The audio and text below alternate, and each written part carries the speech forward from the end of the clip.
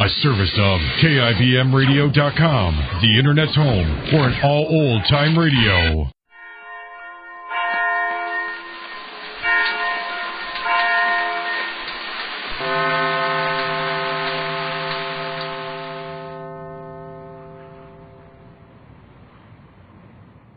Kroger Tender A Beef. No other beef so fresh can be so tender. Presents Hearts in Harmony, transcribed. We'd like to ask a question about your family. Would you say they're hard to please at dinner time? Well, if they are, here's a tip for you. You can have a successful meal anytime when you serve Kroger Quality Beef. Yes, just serve Kroger Quality Beef, and you'll find your meal has plenty of eye appeal and taste appeal for that family of yours. And when you visit your nearest Kroger store and buy Kroger Quality Beef, buy it with confidence, for it's the very best beef you can get right now. It's delicious, it's tender, it's juicy, and it's bound to be a wonderful treat for you and your family. Watch how delighted your folks are when they see what's on the menu, for beef is almost everybody's favorite meat. Yes, lady, you can be sure of delighting everybody when you serve your family's favorite cut of Kroger Quality Beef. Visit your Kroger store. Step up to the counter and ask for Kroger Quality Beef the way you like it best. And remember this, Kroger Quality Beef is the best beef you can get right now. Buy Kroger Quality Beef with confidence at your neighborhood Kroger store. Now, Hearts in Harmony. Freddie Lang has had a mild falling out with Nora Williams, but his trouble is nothing compared to the troubles of Penny Gibbs. Her mysterious job for wealthy Carrie Carlton has gotten her into difficulties just as mysterious. All she'll say is... I'm sorry, Freddie. I can't tell you why I know I'm in trouble, so don't ask me again, please. Okay, Gibbsy. That's the way you feel about it. But at least why don't you get smart? Instead of worrying about it, do something There's nothing about I can do about it, Freddie. Sure there is. Just tell that Carrie Carlton dame to give her job to somebody else. That you don't want it no more. I can't do that. Why not? Because Mrs. Carlton told me in the beginning that there might be certain difficulties.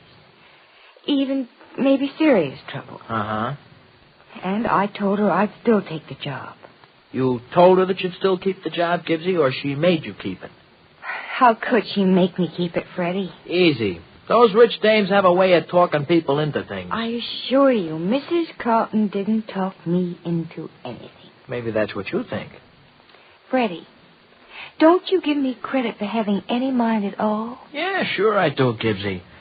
But I still think you're a sucker for a sob story. You can be talked into doing almost anything if you think it's going to help somebody else. Now, you listen to me. I needed a job badly. Mrs. Carlton offered me a good one. I couldn't just turn it down. You mean it was a rotten job, but you took it just because you needed to have the dough? No, it wasn't entirely the money. It was a job with opportunity. An opportunity to do what? Get yourself into a mess? Freddie, I'm not in a mess. You mean not yet? Well, things are just a little mixed up now, that's all. Maybe not as badly mixed up as I think, either. Yeah, but that's an awful big maybe. Not maybe. So very big, no. I've had problems before, Freddie. Somehow or other, I've solved them. Yeah, but they were worth solving, Gibbsy. They were your problems. But now you got yourself all tangled up on account of this Carlton dame. Now, why don't you hand her the trouble that you got and tell her to worry about it? Freddie, look. She's an old lady, an old and friendless lady. If I were to leave her with this problem on her hands, it just wouldn't be fair. And I guess it's fair to you to have the old lady's trouble for her, huh? Honest, Gibbsy, you're beautiful, but you're nuts. I don't think I'm either, Freddie. I merely promised to do a certain job, and I don't think it's right to go back on that promise. Look, what are you worrying about a promise to that Carlton gal for, huh? I'll bet she never kept one in her whole life. She doesn't have to. She can buy her way out of whatever she does wrong, out of busted promises or busted anything. But would she? Them rich dames are all alike, Gibbsy, and none of them is worth bothering about. Look, why don't you tell old lady Carlton that you don't want the job, see? And let her give it to somebody else. Freddie, I told you it's too late for that. Besides, I don't like to start things and not finish them. Uh-huh. I guess if you started to fall off a cliff, you'd want to finish that, too. Oh, you're being silly. No, I ain't. Sounds to me like you're heading for the same kind of trouble with this job as you'd be having if you headed for dropping off a cliff. Freddie, I am not in any danger. No? No. Can't look at me and say that. Yes, I can. Well, go ahead, try. Freddie, it's just nonsense to think that there's any danger. Any physical danger, I mean. But you're scared of something, ain't you? And it ain't just a problem that's tough to solve, either. Gibbsy, how about this guy who saw Prof. Rogers the other day and asked a mouthful of questions about you? Would that be the reason you're worried? Yes. Because, well, it's hard to explain, Freddie, but it's important for no one to know what I'm doing, especially right now, when I'm getting started. But this guy has already found out, and that does mean trouble, huh? It depends on how much he's found out. And if he found out a lot? Which he hasn't. But if he has... I don't know. Then it'll be up to Mrs. Carlton to decide what to do.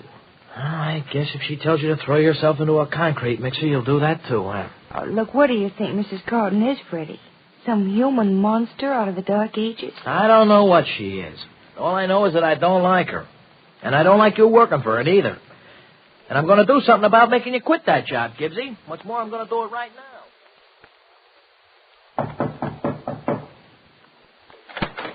Hi, Prof. Oh, Freddie, come in. I ain't butting into nothing, am I? No, I was just reading. How's the dairy coming along? Oh, it's okay. Made a little dough, though. Oh, how much? Maybe I can let you have some. No, thanks, Prof. Not right now, anyway. Maybe later on, if I can't get it nowhere else. See, look, Prof. Huh? We got to do something about Gibbsy and that job that she's got with the old lady Carlton. Do something about it? What? We got to get her to quit. Now, look, you can talk her into quitting. I know you can. I wonder. You want her to quit, don't you, Prof? She's told you she may end up in a barrel of trouble. Yeah, and I think she's right. Well, then why don't you talk her into quitting the job?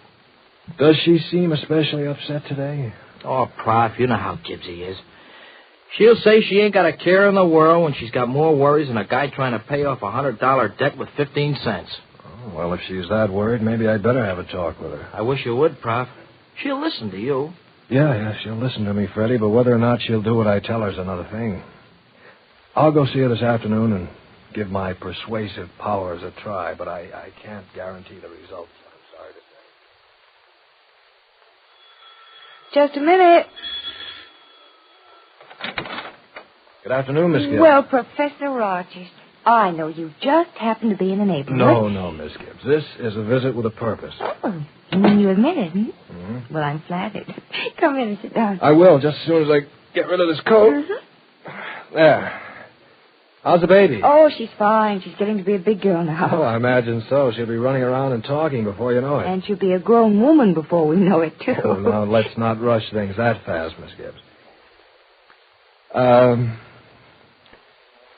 Freddie came to see me this morning. Oh? And you can imagine about what, can't you? Yes, I can. Look, Miss Gibbs, if all your friends feel that you are being very foolish to continue on this job with Mrs. Carlton, don't you think you ought to consider quitting it? I have considered it, Professor. And decided against it? Mm-hmm. Well, the fact that you gave it consideration proves to me it would be extremely wise for you to quit the job. Why don't you quit it? Because it wouldn't be fair to Mrs. Carlton. Don't you ever think of yourself first and others later? Of course I do. Name one time you've ever done that. Well, You can't. Because you haven't. Well, I'm sure if it had been right to think of myself first, I'd have done it, Professor. I've been rather lucky in making decisions. You have a great amount of ability in making right decisions, Miss Gibbs. But tell me something truthfully. What would you really like to do about this job of yours with Mrs. Carlton? And please be truthful about it. If I must be truthful, I'd like to give it up. It seems the wisest thing to do? Yes, it does. Well, then, by your own admission, there's something wrong with keeping it, Miss Gibbs.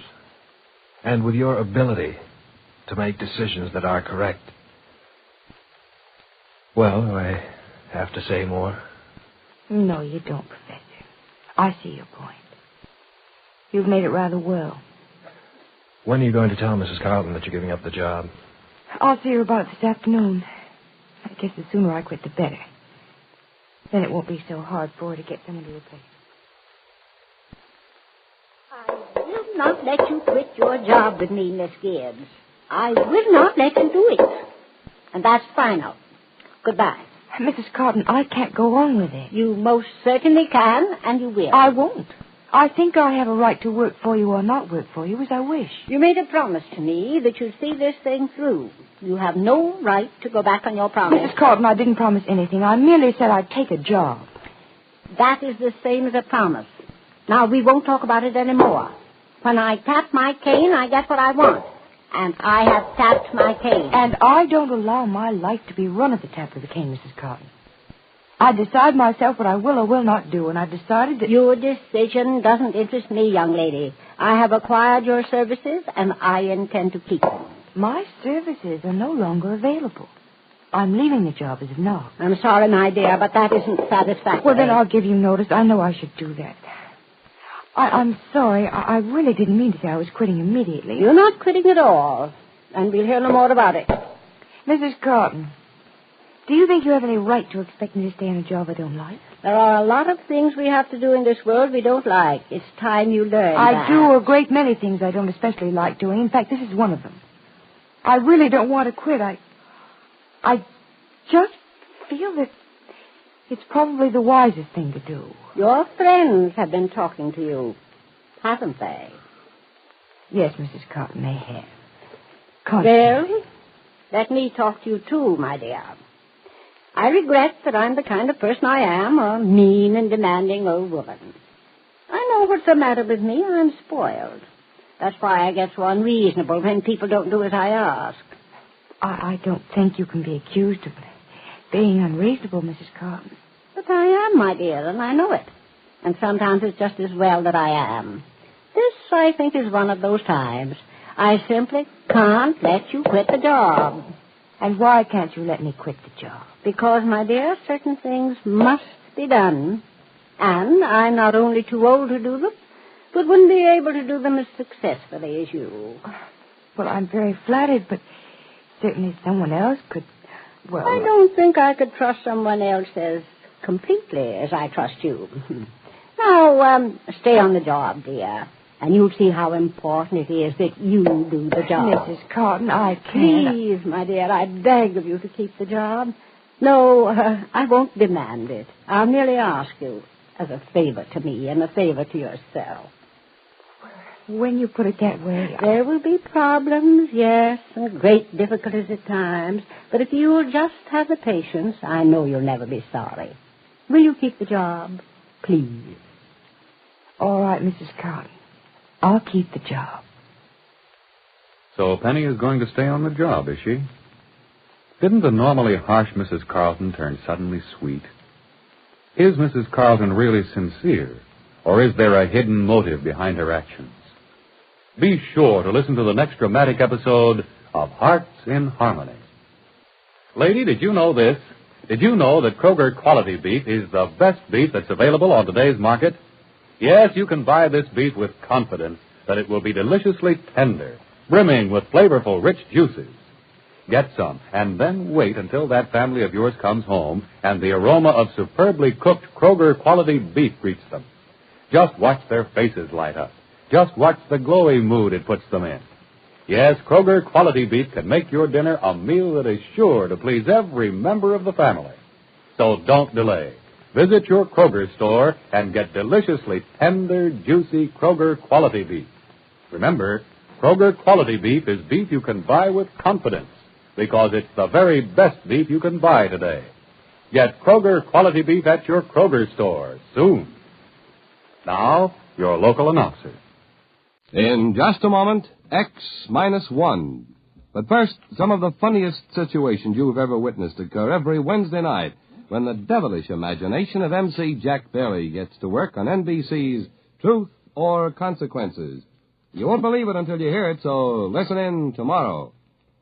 Then another laugh session is in store later on with the wise and witty Groucho Marx as he and contestants play You Bet Your Life, while the melodic note in your Wednesday evening schedule is music and fun on Airtime with Giselle McKenzie.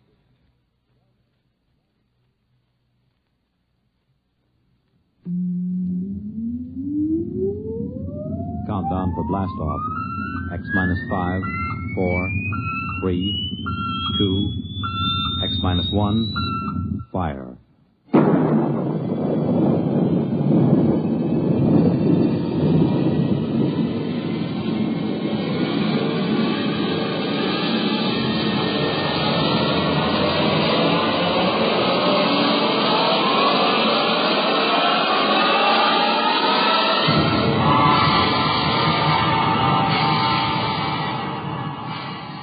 From the far horizons of the unknown come transcribed tales of new dimensions in time and space. These are stories of the future, adventures in which you'll live in 1,000,000 could-be years on 1,000 maybe worlds. The National Broadcasting Company, in cooperation with Galaxy Science Fiction Magazine, presents X minus 1.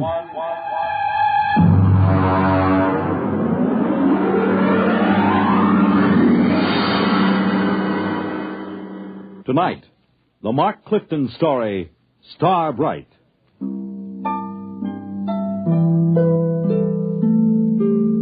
Well, it's finally happened. I've known it would for a long time now. That's why I'm writing this, in the hopes that you'll understand and not think me mad. Whatever the outcome, I hope you will not judge me too harshly for what I've done or failed to do. Mr. Holmes. Mr. Holmes. Come in. Oh, hello, Chief. I just wanted to let you know, sir, that we're doing everything we can to find the children. Yes, I'm sure you are. We've got 300 men out combing the woods for them. The Army base has volunteered another 100 men, and we've sent an all-points bulletin to every police unit in the country. Fine. I just wanted to check and make certain our description is accurate. Your little girl, Star, was wearing a blue dress and white sandals. Is that right? That's right. And she is how old? 6 years old. And the little Howell boy, how old was he? 7, I believe, yes. 7. Uh-huh, thank you.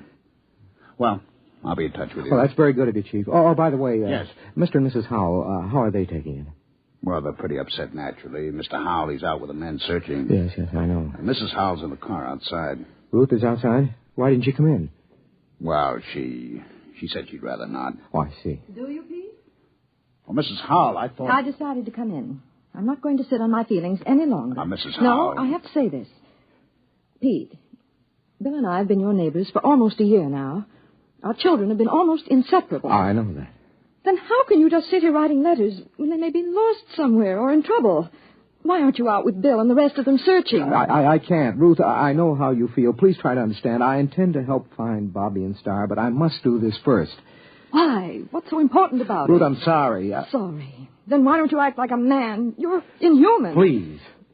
I don't ever want to see you or speak to you again. Ever. Perhaps you won't. What was that, Mr. Holmes? Nothing. Chief, if you don't mind, I'd like to be alone for a moment. Okay, Mr. Holmes. I'll keep in touch.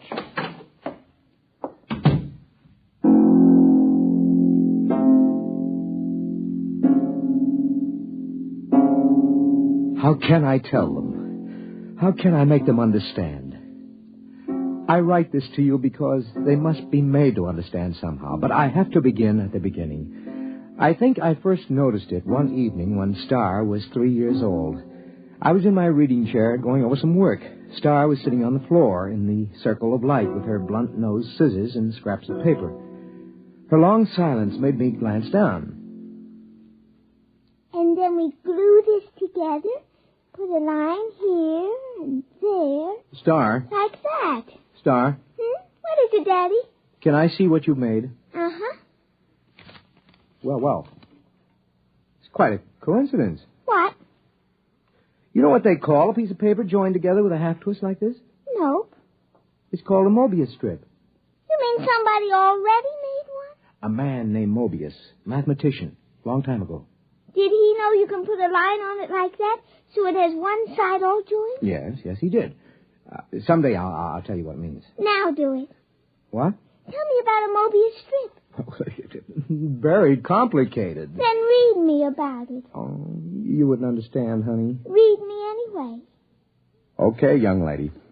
But I warn you, it'll be like one of those nonsense rhymes. At least, I hope it will.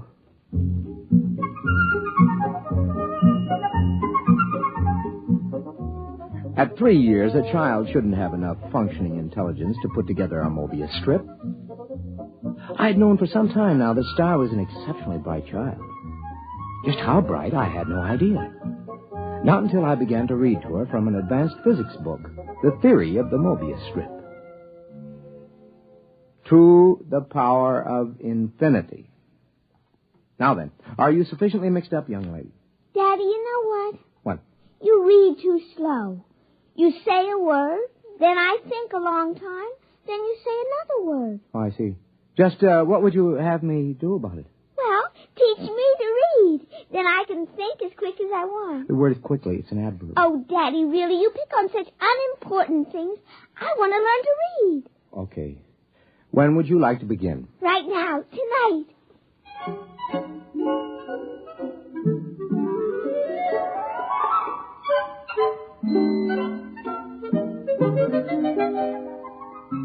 Before she went to bed that evening, my daughter was able to read.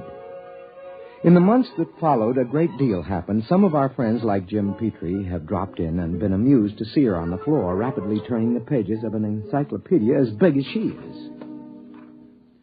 Sit down, Jim. Oh, thanks. Star, aren't you going to say hello to Uncle Jim? Hello. Huh? I see she's taken to looking at the pictures in the encyclopedia, huh? Oh, yeah, yes. Come on in the library, Jim. I'd like to talk to you privately. Yeah, sure thing. Bring your drink, huh? Okay. I'll shut the door here. Why all the secrecy? Sit down. Hmm? Now, Jim, we've been friends, you and I, ever since engineering school. So? Neither of us have ever mentioned it, but one of the reasons we were drawn together is because both of us have IQ somewhere up in the genius ratings. Oh, I think it was more than that. Well, that played a part. It isn't easy to be exceptional in a world which regards mediocrity as the only behavior above suspicion. Well, we all have to live with our afflictions. Yours and mine is a quick mind in a dull environment. What would you do, Jim, if you were a parent, as I am, whose wife had died, as Eleanor did, and you discovered that your only child was, well, afflicted with a fantastically brilliant mind? Star? Oh, come on, Pete. Any little girl who's content just to look at the pictures in the encyclopedia. Jim. I mean, after Jim, all. What? She wasn't looking at the pictures. Huh? She was reading the pages. What? But she was turning them as fast as humanly possible. She was reading them. What? I know. I've tested her. She not only remembers everything, she understands the concepts. She even gets impatient with them. Well, have you measured her? Well, I've given her IQ tests, aptitude tests, reaction tables, all the paraphernalia for measuring something we know nothing about. And? Tests don't work. How do you mean? Well, either the tables are screwy or Star's beyond all measurement. Pete, are you sure you're not projecting this? I mean, isn't it possible that a few accidental... Daddy? Yes, honey. I got lonely. Okay, come on in. Uncle Jim, would you read me a story? Why don't you read your own story? Because I'm only 3, and 3-year-olds can't read. And so she had found the answer to her affliction by herself. Conformity. She had already learned to conceal her intelligence. So many of us break our hearts before we learn that. When Star was 4 years old, according to state law, her mind had developed enough so she could attend nursery school. Hi, Daddy. Hi, honey. Did you, like nursery school? Oh, yes, it was fun. What'd you learn today? Not much. I tried to cut out paper dolls, but the scissors kept slipping. Now, look, Star, don't overdo it. That's as bad as being too quick. The idea is that everybody has to be just about standard average. That's the only thing people will tolerate. It's expected that a little girl of 4 should know how to cut out paper dolls properly. Oh. I guess that's the hard part, isn't it, Daddy? To know how much you ought to know. Yeah. That's the part I always found hard when I was young. It's really all right. I let one little girl show me how to cut them out, so now she likes me. She just took charge of me and told the other kids they should like me, too. So they did, because she's the leader, even if she is one of the stupids. What? The stupids. That's the trouble with you, Daddy. You don't grasp things right away. That's because you're only a tween. A tween? I assume that means an in-between? That's right. You're in between a stupid and a bright. And you're a bright? Yes. I made those names up when I was very little. How little? Oh, about 6 months old.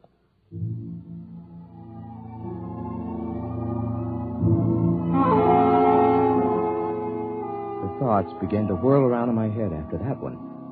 A small fear kept growing inside me. How profound was this little imp that was staring up at me? How much did she understand already? Even as the thought formed, I learned the final horrifying fact about my little girl. It's all right, Daddy. Don't be afraid of me. Well, how did you know that I was thinking anything like that? Well, I just figured it out. Star. Yes, Daddy? Now, I want you to answer me honestly when I ask you this next question, will you? Yes. Star. Can you read people's minds? Are you a telepath? Well? Yes, Daddy. I thought so. You read my mind just now, didn't you? Yes. Now, I'd like to know something else. All right. Can you teach me to do it? You're already learning it, Daddy. The trouble is you're so slow you didn't even know you were learning. Oh, I see. Daddy? Yeah? You know what I wish? What do you wish? Well, nothing.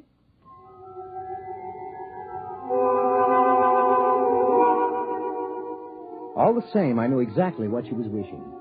She was wishing for a companion whose mind would match her own. You see, I was becoming telepathic. Just a minute. Well, hello. Is your little girl home? Yeah, she's upstairs. Who are you? I'm Robert. Robert who? Robert Howell. My mother and father moved next door yesterday. Oh, well, come in, Robert. I'd like to play with your little girl. How'd you know I had a little girl? Oh, I just know. Oh, I see. And how old are you? I'm 6. Well, I'll ask Star to come downstairs. I'm sure she'll be glad to see you. Yes, she will. Tell me, Robert, are you a tween or a bride? Oh, I'm a... What did you say, Mr. Holmes? Nothing.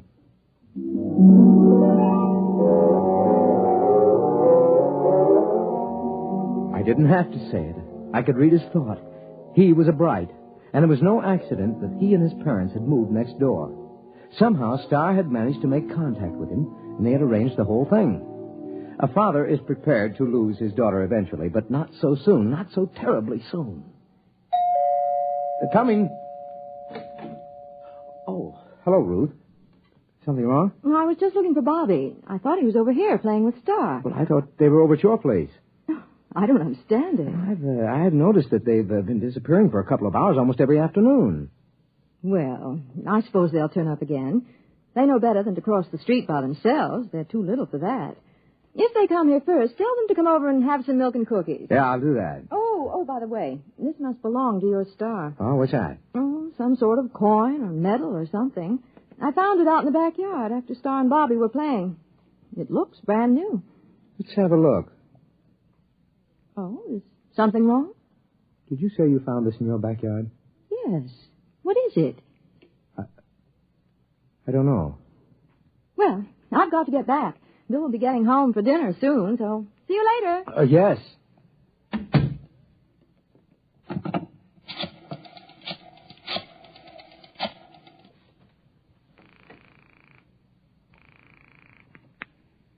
Hello? Jim? Yes. Do you have a portable spectrophotometer? Well, sure. We've got a dozen here at the lab. Pack one up and get over here right away, will you? Well, Pete, I don't quit till 5. Look, do as I say, huh? It's important. Well, okay.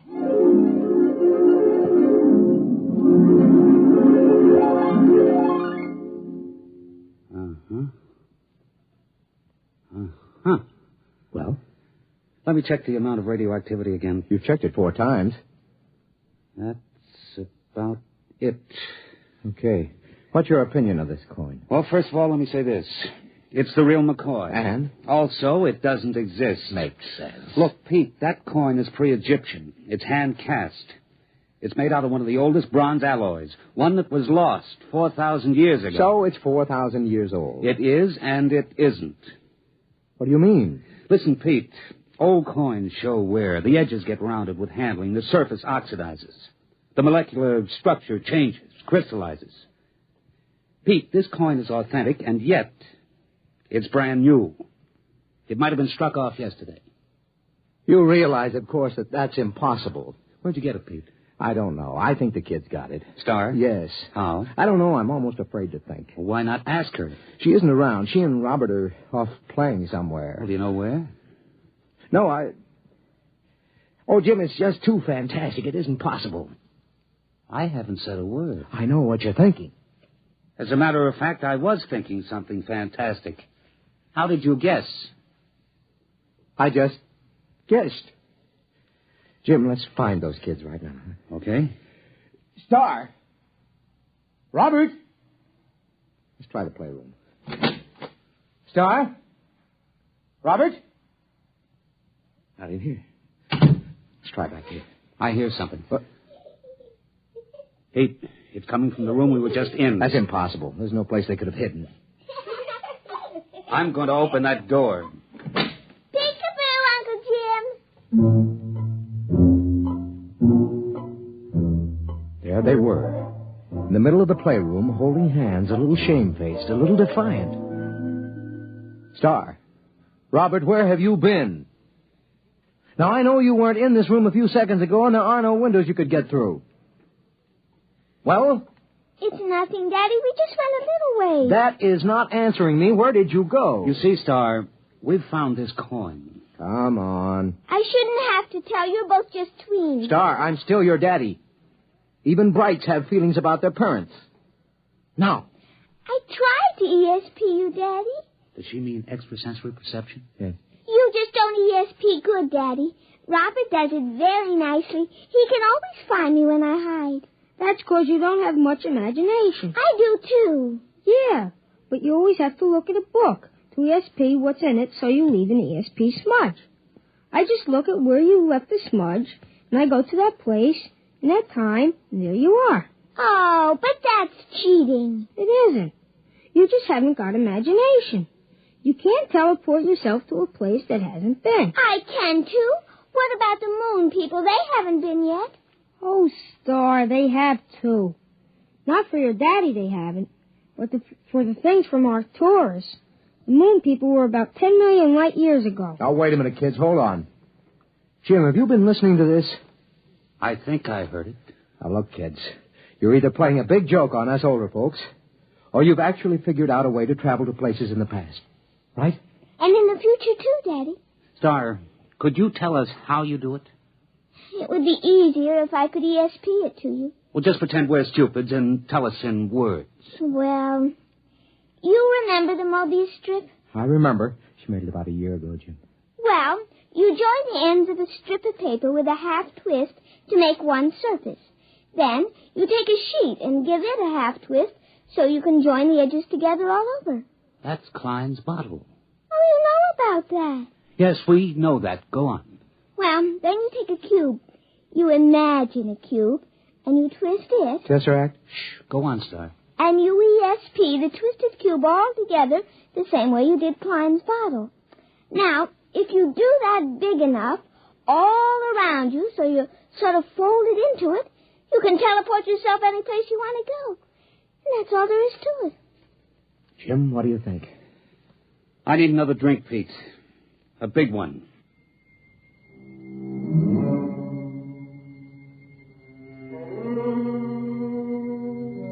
That's all there was to it. The line, the plane, the cube, those were Euclidean physics. The Mobius strip, the Klein bottle, the twisted cube, those were Einsteinian physics. Well, I was pretty advanced in both, but I'd have to do some heavy thinking to really grasp it. Meanwhile, the two little kids stood there staring at us. Star, Robert, can you tell us some of the places you've been? All over, Uncle Jim. The Romans and the Egyptians and places like that. Is that how you got the coin? I found it. It wasn't stealing, was it, Daddy? I just found it in the dirt. We'll skip that for a minute. What about going to the future? There isn't any future, Mr. Holmes. What's that? It's kind of hard to explain. Even Star doesn't get it. Oh. But when she gets to be 6, like I am, she'll probably understand. Well, try to explain it to me. Well, it's all connected, just like the Mobius strip. If you go far enough, you'll get back to where it starts again. You start with the cavemen, then us men, then atomic men, the moon men, planet men, star men, and Brights. Only somehow... What? The Brights got off the strip. We haven't been able to find them any place in time. I'd sure like to know how they got off and where they are. Now, look, kids, this kind of thing can be dangerous. You might be eaten by a dinosaur or something. Oh, we just ESP ourselves right out of there. Well, anyway, I don't want you leaving this part of the time strip. Not again. Daddy. Now, I may be just a tween, but I'm your father. I always mind you, Daddy. Yeah? What about going off the block? But, Daddy, we didn't cross a single street. Nevertheless... Pete, think of what you're doing. Pictures, specimens, recordings, not only from the past, but from the future. Pete, I beg you. Jim, this is my daughter. But what a contribution. We could be ages ahead of ourselves. No. Star. Robert, I'd like your promise you won't leave present time again. Well? Okay. All right. Now run along. Robert's mother has some cookies and milk for you. Okay. See you later, Daddy. See you there. Back with the moon. Jim, I'm sorry. Well, I suppose if I had a daughter... Are you going to report this? And have everybody give me the horse laugh? I may be just a tween, Pete, but I'm not an utter fool. It took me almost 6 months to do it. I don't know how many times I visualized a cube and ESP'd it a half twist and tried to seal the edges around me. And then once there was a flash, just for an instant. I was concentrating on Caesar's triumphant march into Rome. And for the briefest instant, there it was. I was standing on a roadway watching, and then it vanished. Hey. Hi, Daddy. What are you two characters plotting? Nothing, Daddy. Well, I'm going to my study for a while. Star? Yes, Daddy? You remember your promise about not leaving present time, don't you? Yes, Daddy. You going to keep it? Yes, Daddy. Okay. I'm holding you to it.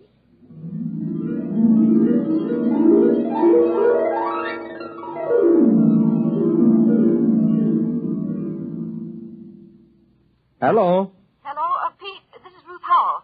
Yeah? Are the kids there? No? When did you see them last? What time is it? Oh, about 10 this morning, 6 or 7 hours ago.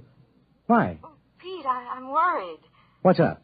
Well, they were upstairs in Bobby's room. I was in the living room. Now, I could swear they didn't come downstairs, and yet, when I went up there, they were gone. That was over 5 hours ago. Ruth, are you sure they didn't come down? I was in that living room every moment. Pete, Now, Ruth, don't get panicky. I'm coming right over. Just don't get panicky.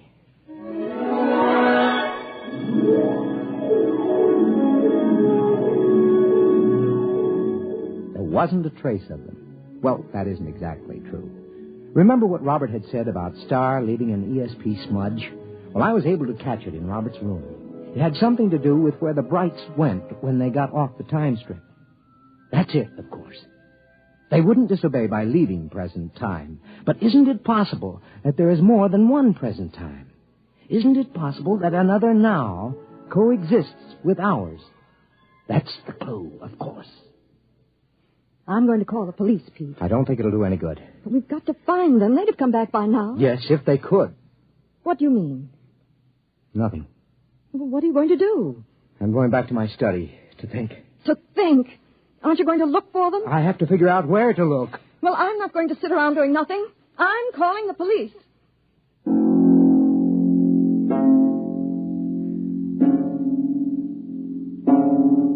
That was this morning.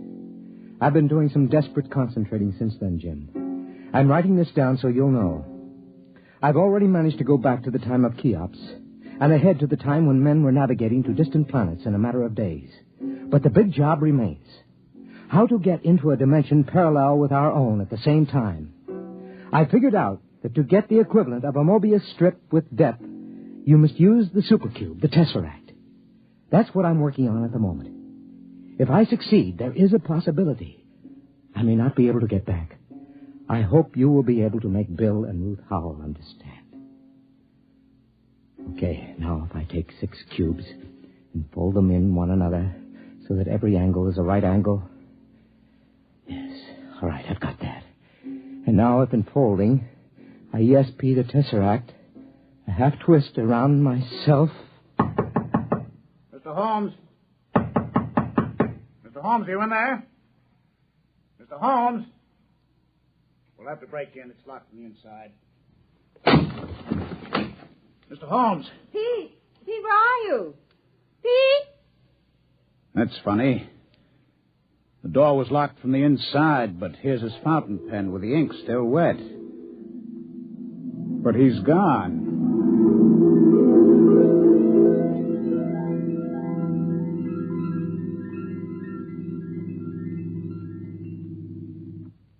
You have just heard X-1, presented by the National Broadcasting Company in cooperation with Galaxy Science Fiction Magazine, which this month features the final installment of Frederick Pohl's novel, Slave Ship, story of a world engaged in the wildest of all possible non-wars, where the order of the day was even wilder still.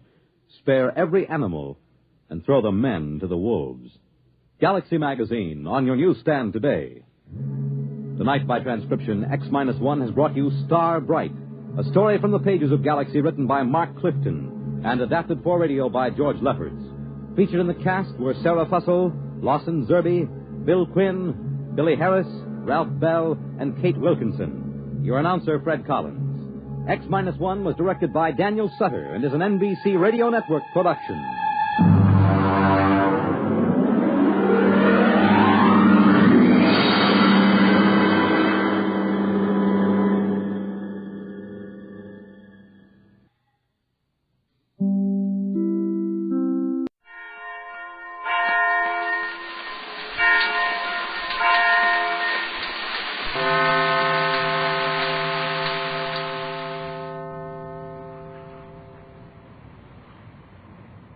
In just a moment, X-1. But first, after a hard day's work, there's nothing more welcome than an evening of variety entertainment.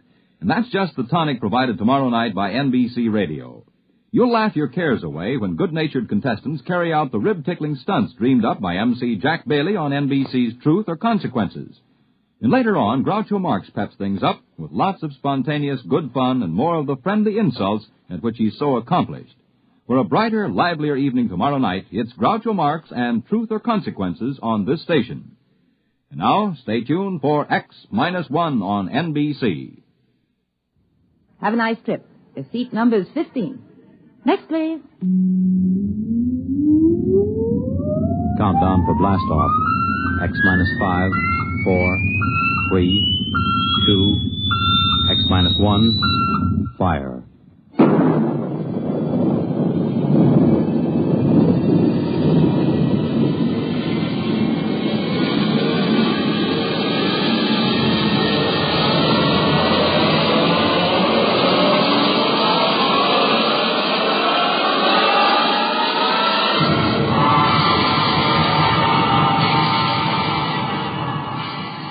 From the far horizons of the unknown come transcribed tales of new dimensions in time and space. These are stories of the future, adventures in which you'll live in a million, could be years, on 1,000 maybe worlds. The National Broadcasting Company, in cooperation with Galaxy Science Fiction Magazine, presents X-1.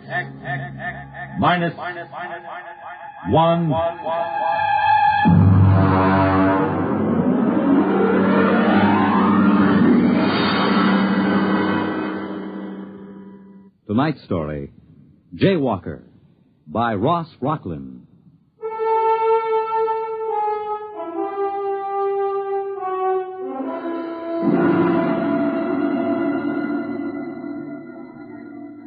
Intergalactic flight number 14 now loading at ramp 10. Intergalactic flight number 14 now loading at ramp 10.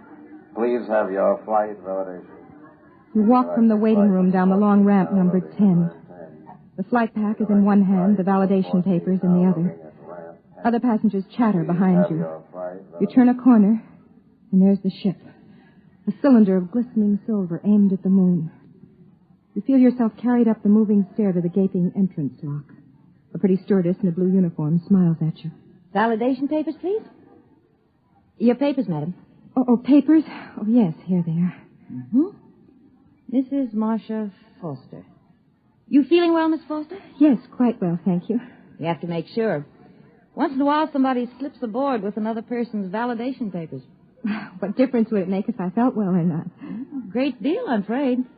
You see, the effect of a free fall in space without gravity can do quite a bit of damage in certain glandular conditions.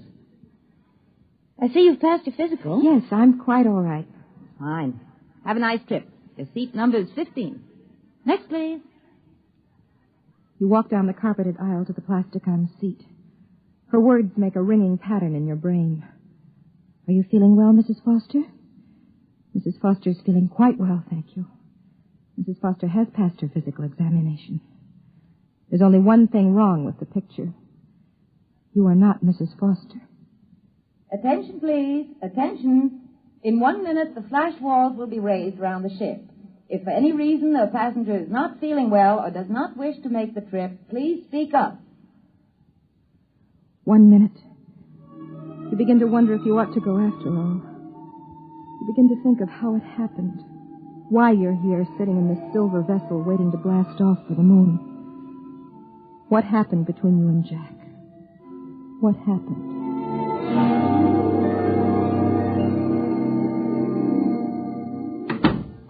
Honey, I'm back. Jack, oh, darling.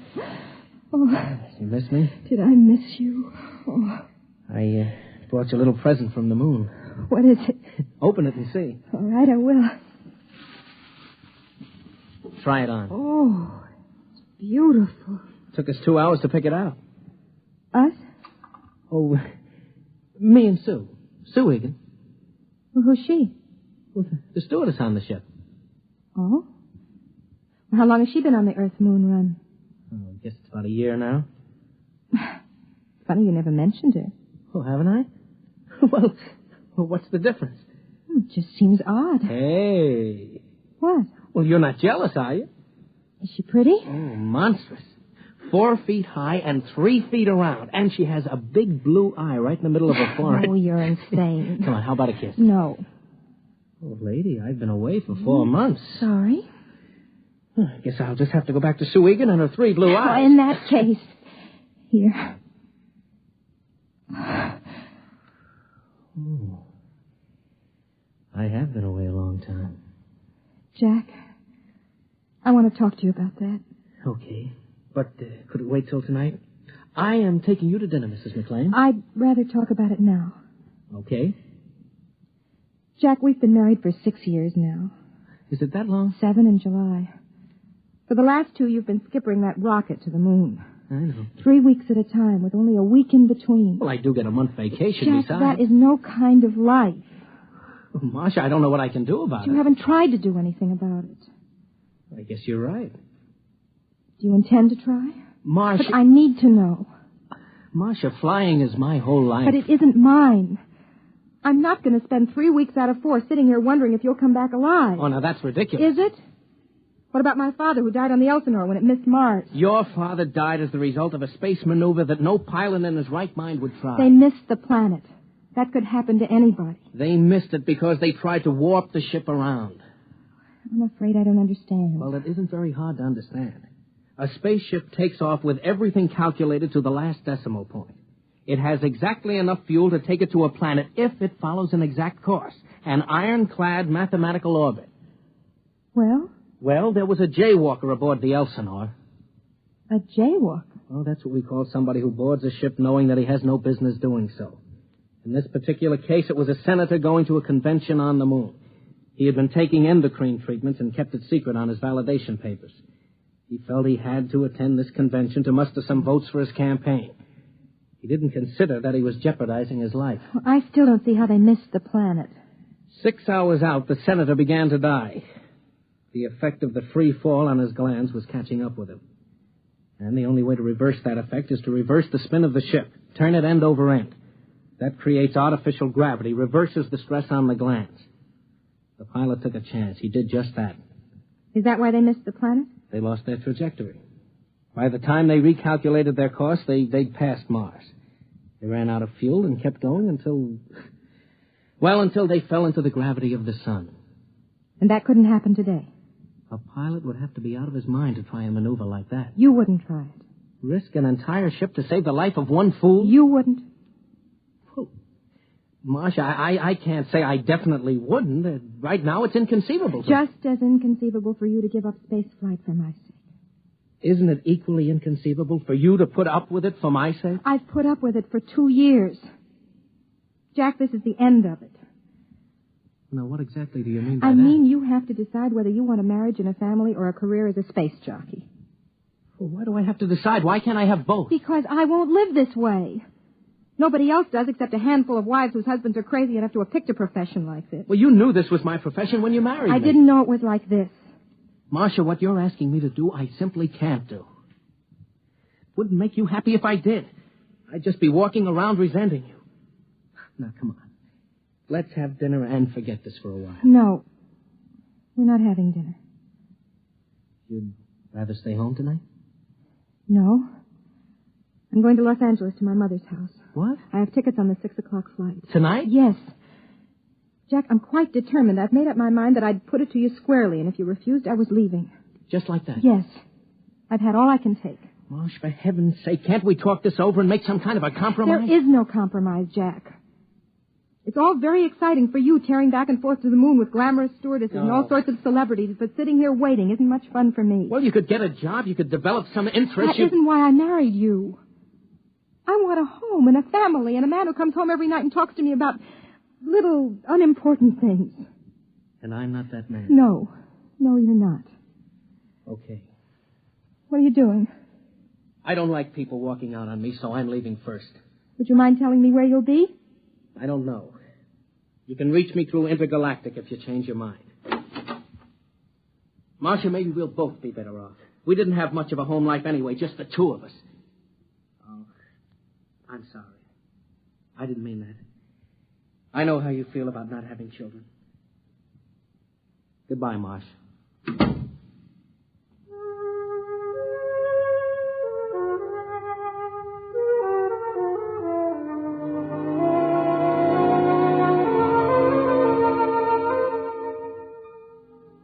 There it was.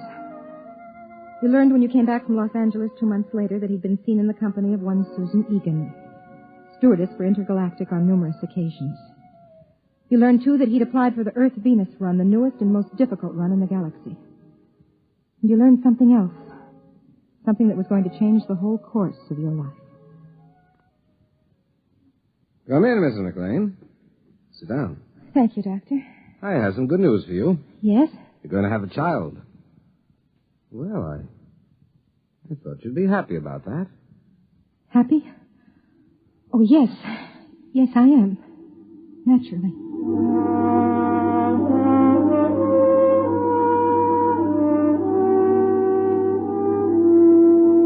You debated for a long time, and then you called the Intergalactic office. Mr. McLean was out on the Earth-Moon run. He'd be back on the 12th, but only for an afternoon. He was taking off again immediately. They were so sorry. You were sorry yourself. It seemed as if life would not be worth living without Jack, especially now with a child on the way. You had to talk to him, to be with him. That was when you first began to formulate the idea of going to the moon with him on this run.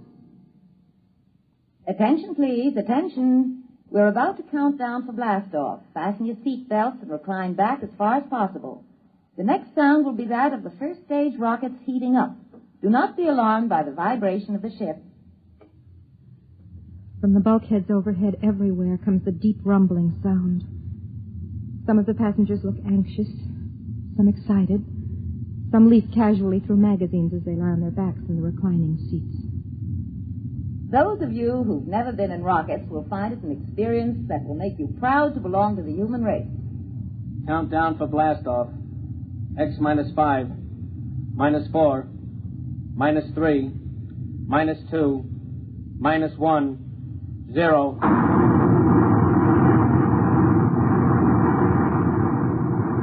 The rumble heightens. All emotion leaves you. Cold, ravening fear takes over. You try to close your eyes, your ears against it, but your mind won't respond. You look out the port, and the scene is suddenly splashed with a rushing sheet of flame that darkens the sky and is torn from your vision. Snatched away, the buildings, the trees, the roads vanish. A great, soft, uniform weight presses down on you. You push with all your might, but it smothers you, presses you back, drives your blood down, down inside of you. And then, quiet. We are now 102 miles over New York City. You may unfasten your safety belt. The pull of gravity will no longer trouble you. You unfasten the safety belt and sit in the seat, wondering what to do next. Ladies and gentlemen, welcome to intergalactic flight number 14 out of New York Rocketport, destination Moon. I'm your hostess, Miss Susan Egan. Your pilot for this flight is Captain Jack McLean. Our position at the moment is approximately 550 miles above Earth, and in less than 1/2 hour, we'll be in free fall, completely without gravity. Our speed is currently 29,000 miles per hour. We should arrive at Moonport at exactly 6 p.m. tomorrow, Earth time. I wish you a pleasant voyage. If there's anything you need, Intergalactic is at your service.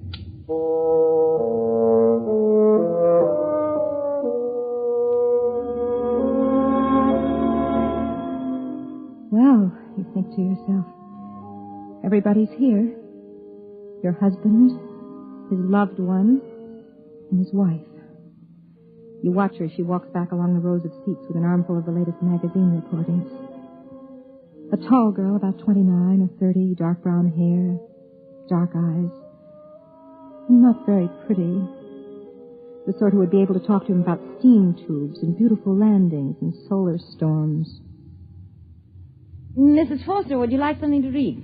Oh, thank you, no. First time no rocket ship? Yes, could you tell? You look a little green. You feeling well? Yes, I'm quite all right. There's just a touch of space sickness. Come along to the ship's hospital and we'll fix you up in a jiffy. No, I'd rather just sit here a minute. Of course. Oh. Come on. Let me help you into the ship's hospital. Come on, take it easy. Now, come on.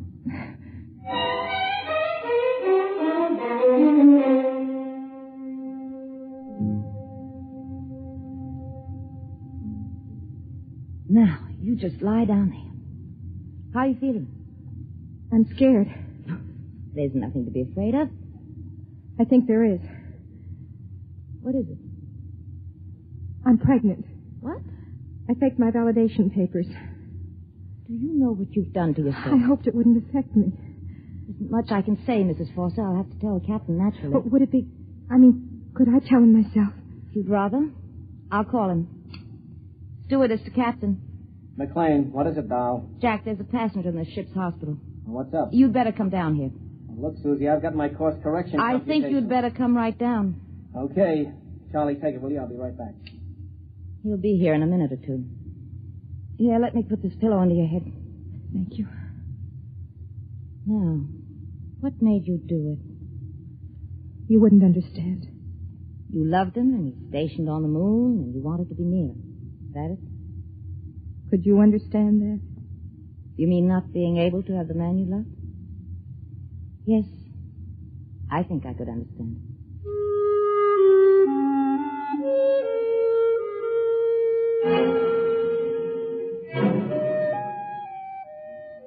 You wanted to scream at her, to claw at her face. She was going to live, and you were going to die. She was going to share a life with Jack when you were only a dim sort of memory in his mind. He came in, moving fast with that kind of schoolboy gait of his. His dark face was frowning, but handsome as ever. Now, just why did you... Marcia, honey. Hello, Jack. Well, what are you doing aboard? Sue, this is my wife. Marcia, this is Sue Egan. Oh, hello. I'll be getting out. Excuse me. What's going on? Jack, sit down. I want to tell you something. I'd like to say something first, Marcia. I've had a chance to do a lot of thinking lately. And if you think we could work it out, I'd like to try again. You mean that? Yes, I do. What about Miss Egan? Sue? What about her? Well, I thought... I heard... I'm very fond of Sue. Yes, I thought you were. But she isn't my wife. You are. Was. What do you mean? I'm going to die, Jack. Marcia, what are you talking about? Jack, I'm pregnant. You see, we're a little too late. Did you know this when you came aboard? Yes? But weren't you aware that... What about the physical? I used another woman's validation papers. I paid her for them. Why, Marcia? How could you do a thing like that? I don't know. All I knew was that I had to see you. I had to be with you. If you'd only told me. I couldn't reach you. Didn't you know what would happen if you took a rocket flight? I know. I thought somehow it wouldn't happen to me. I didn't know that pregnancy was affected. And if you had? I would have come along anyway. I suppose in a way I'm to blame. I'm the one who walked out. Now, don't take the blame on yourself. I'm over 21. Marcia, what did you hope to accomplish by this? I'm not sure. There's only one possibility. Possibility? Yes, excuse me. Miss Egan. Yes. Come into the ship's hospital, please. Bring Petrocelli from maintenance. Tell them to come up here with a crescent wrench. Yes, Captain. What are you going to do? Do? Nothing much. I'm going to warp the ship around, that's all.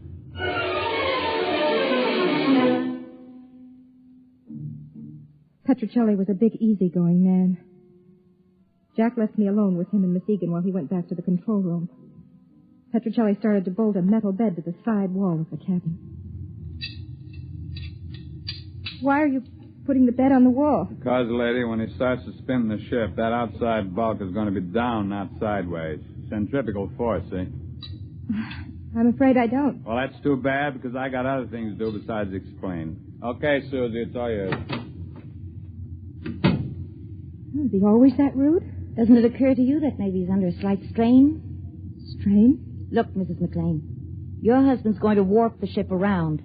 The chances of his pulling off a maneuver like that without piling us up in the sun or in deep space are about 1,000 to 1. I appreciate that you wanted to see him and show him that he ought to be ashamed of himself for leaving you, but does it occur to you that all of us may lose our lives because of it? Including Petrocelli? No, I hadn't thought about it. Let's go. I've got to strap you into that bed. No, wait. What will happen to me if the ship isn't warped? Sudden floods of the adrenal glands, convulsions, panics, spastic secretions, and eventually death. What causes it? Lack of gravity. We aren't sure just how. The purpose of spinning the ship is to press you up against the outer wall and create the effect of gravity through centrifugal force. Do you think he can do it? I think he's the best skipper in the intergalactic fleet. That isn't the answer to my question. Can he spin the ship without killing everyone? I have faith in him.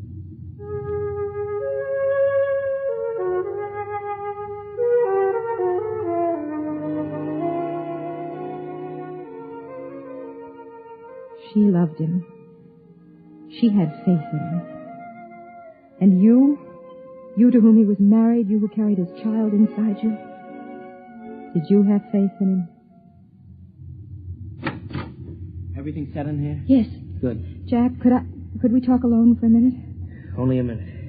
We have to get the new data into the computer. Susie, will you excuse us, please? Yes. Well? Jack, don't do it. Marcia. I mean it. You've no right to risk all those lives just for me. Marsh, I'm captain of this ship. I do as I see fit, and I can't do otherwise. But it isn't fair to them. It isn't fair to you. When we're born into this life, we don't make any agreement that says everything is going to be fair and equitable. I refuse to let you do it. You can't stop me. I'll take my life. I'm going to ask Sue to stay with you. What about her? Don't you love her? Well? Marcia, whether I love Sue Egan is not the point just now. I've decided to spin ship to save you and my son. Or daughter. If it means risking the lives of others, I have to take that risk. Jack. Yes? Why are you doing it? Because I love you.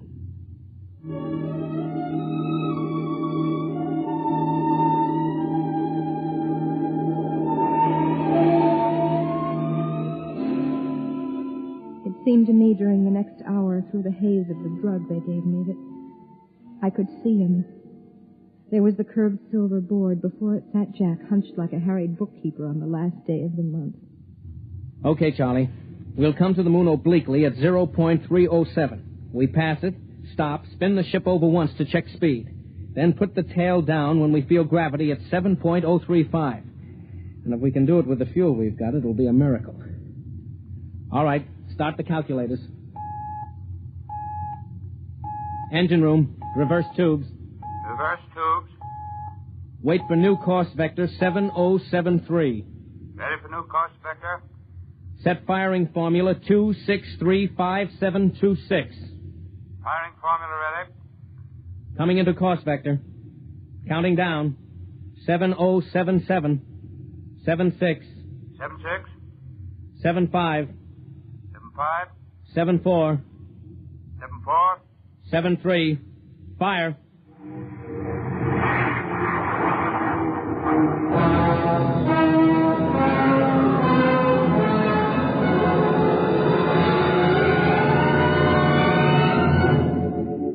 You don't recall much after that. There's the bulkhead pressing against you like a magnet, pressing harder and harder. Then there's the needle, and then sudden relaxation. Through it all, the stars and the moon and Jack and Sue Egan dance in a pattern of mist, and the words come back to you from long ago. The things he said to you when you were both in love many years ago. When I fly the ship, it seems that all Earth watches me through your eyes. A man comes to love the things he has to fight for, I guess. How is she? Hold tight, Marcia. Hold tight to me. She calls you Marcia. This woman who hates you, who loves your husband, she calls you Marcia. Marcia. Marcia. Marcia.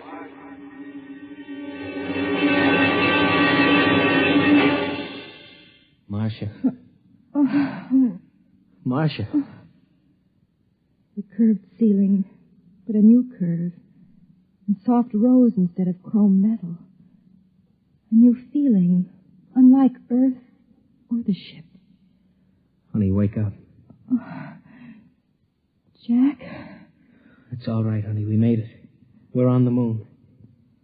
Moon? Yes. You're in the new Lunar City Hospital. You did it. You really did it.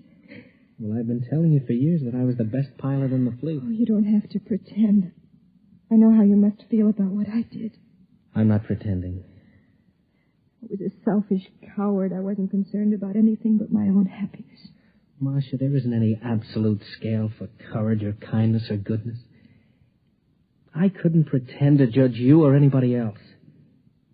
I only know that I believe you're a good person. And I love you. With your faults and your good points. I just wanted to be with you, Jack. That's all I ever wanted. I'm sorry I'm not brave and strong like Susan or you or the others. Oh, honey, nobody expects you to be. Come on now. You've got to save your strength.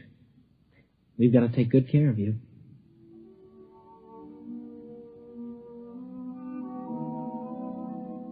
He reaches down and touches your lips with his fingers. It's like a benediction. You know that you'll never again question his right to do the things that fulfill him. To take a silver ship above the earth and guide it to new planets. Our child will be born on the moon, you whisper to him. And our grandchildren in the stars.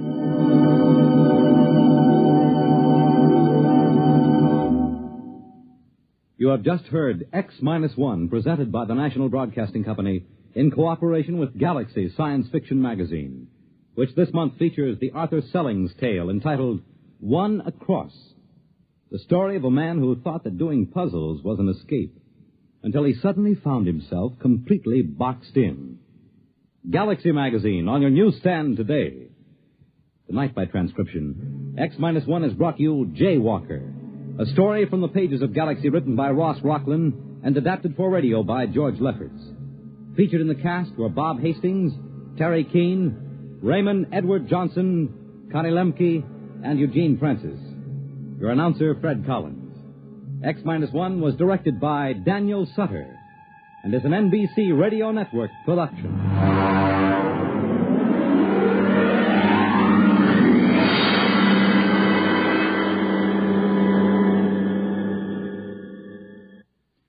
Next week, the story of the journey that had no end, of a ship that had traveled so long through space that none aboard her could remember their destination or even wonder where they were going. Listen for The Sense of Wonder next week on X-1. The big news tomorrow centers around the tiny Principality of Monaco, where one of the century's most fabulous weddings will take place. And NBC Radio is on the spot to cover it for you. In the daytime, NBC's Weekday reports the civil wedding ceremony as it happens with simultaneous English translation.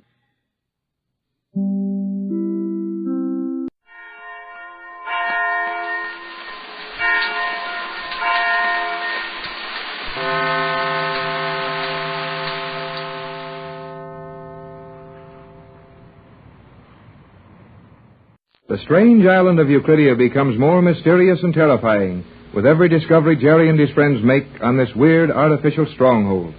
Captain Bradford has decided that the seaweed cloth, from which all clothes on the island are made, will keep out all sound and light beams and rays, and is trying to plan a method of using this cloth to aid in their escape. Joan, Mrs. Gregory, Jerry, and Tex were inspecting the cloth factory when the alarm sounded. Someone escaping from the island, escaping from the very pier where the Gregory yacht is held. Jerry has run off after some of the island men to watch them prepare for the capture of the escaping man. I wish Jerry had stayed with us. These terrible men may be very angry to find Jerry following them. You need not worry about that, Mother. Jerry may go with them if he wishes, but he may see someone receive a horrible punishment when they catch the escaping man. You say when they catch him, not if? Isn't there any chance at all of getting away? No, Captain Bradford. G-47 has been here for many years. And since he started this colony all alone, no one has ever escaped. Where did the men go, the men Jerry was following? I think they went down into one of the submarine locks. Going to use a submarine in the chase, eh? Not much chance for anyone to get away, I guess. Isn't it strange that everything should be so quiet?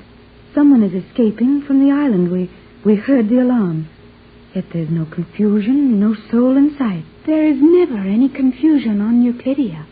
Each man and woman on the island have their places and duties for every emergency.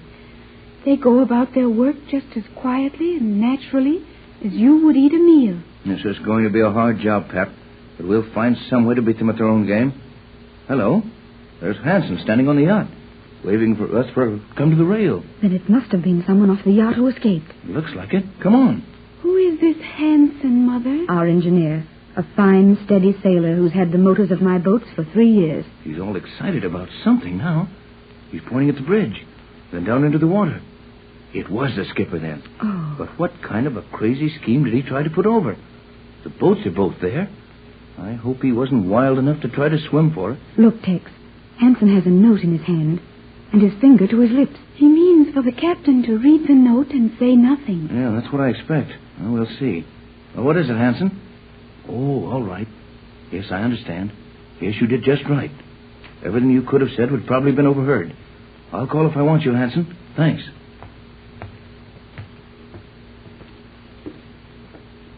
Isn't it strange how loud his footsteps sound on the deck of the yacht, and ours make no sound on the island floor?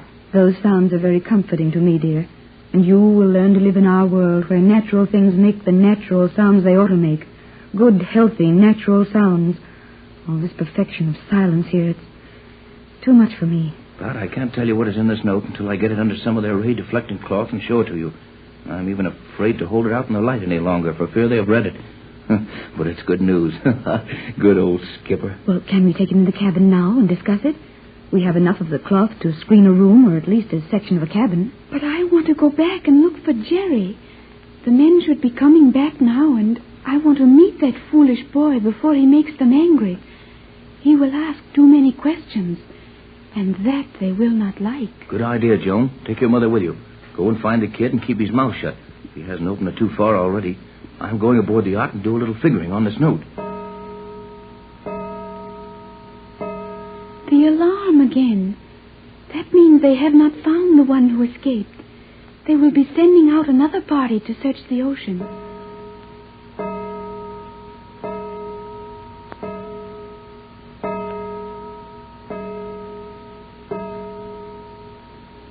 That alarm was 7 strokes. What does that mean? Another person has escaped near Pier 7, or the one who escaped before has been seen near Pier 7.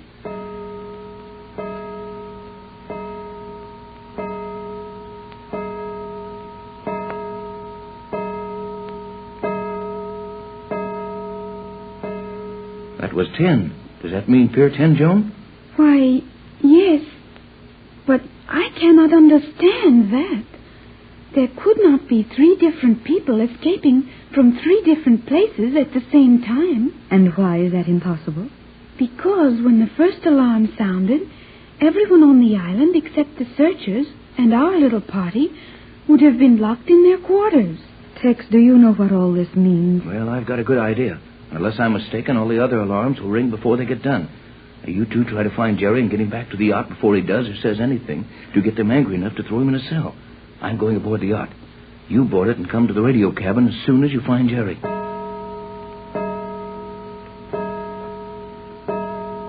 I have never known anything like this to happen. What can it be, Mother? I think the captain has an idea, dear, but you mustn't ask him now, for fear someone might overhear our answers. We'll go, Tex, and report to you just as soon as we find Jerry. Well, good luck. Now, if I'm only figuring this thing right. Good old skipper.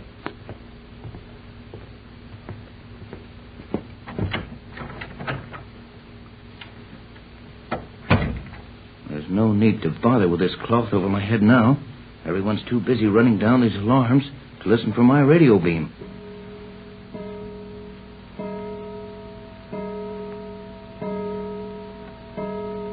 Boy, the old skipper is sure stirring things up. Now, if I can only raise Johnson while all this hubbub is going on. Oh, of course, I'd have to wait for the set to warm up. Hanson could have gotten that note to me a little quicker. The old boy's got him on the run. But how long he can keep it up remains to be seen. Calling J24Y. Hello, J24. J12 to J24Y. Here he is now. Hello, J12. Hello, Johnson. Bradford on J24Y to Johnson. Hello, J12. I've been trying to get you for an hour, J24. Hello, J24Y. J12 standing by for emergency call. Something wrong your last message. Hello, J24. Hello. Okay, J12. Listen carefully. Get this right. No time repeat or confirm. Our position correct as given you before. Latitude 29 south. Longitude 124.30 west. Island is colony of mad scientists. Surrounded by magnetic belt and radio beam craft. Calling J24Y. Johnson to Bradford. What's the matter, Johnson? Can't you hear me? Your signal is perfect here. Hello, Johnson. Hello, J12. J12 to J24Y. Calling Bradford on J24Y. Your directional carrier faded an hour ago. No signal from you. Where are you, J24Y? I'm not getting out. Something wrong with this set.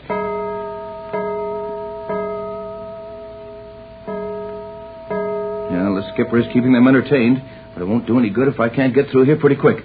Hello, J12. J12. This is Bradford on J24Y. Can you hear me, J12? You can hear me. J12 signing off. Have several private phone stations trying to reach you. If you can hear this and need aid, get message to land station for cable relay. J12 standing by. Oh, he's gone, and he couldn't even hear my signal.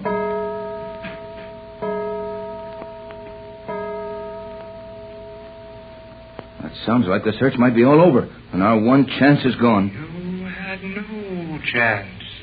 Did you give me so little credit as to think I would leave your radio beam open just because some silly fool wanted to experiment with my punishment for attempted escape?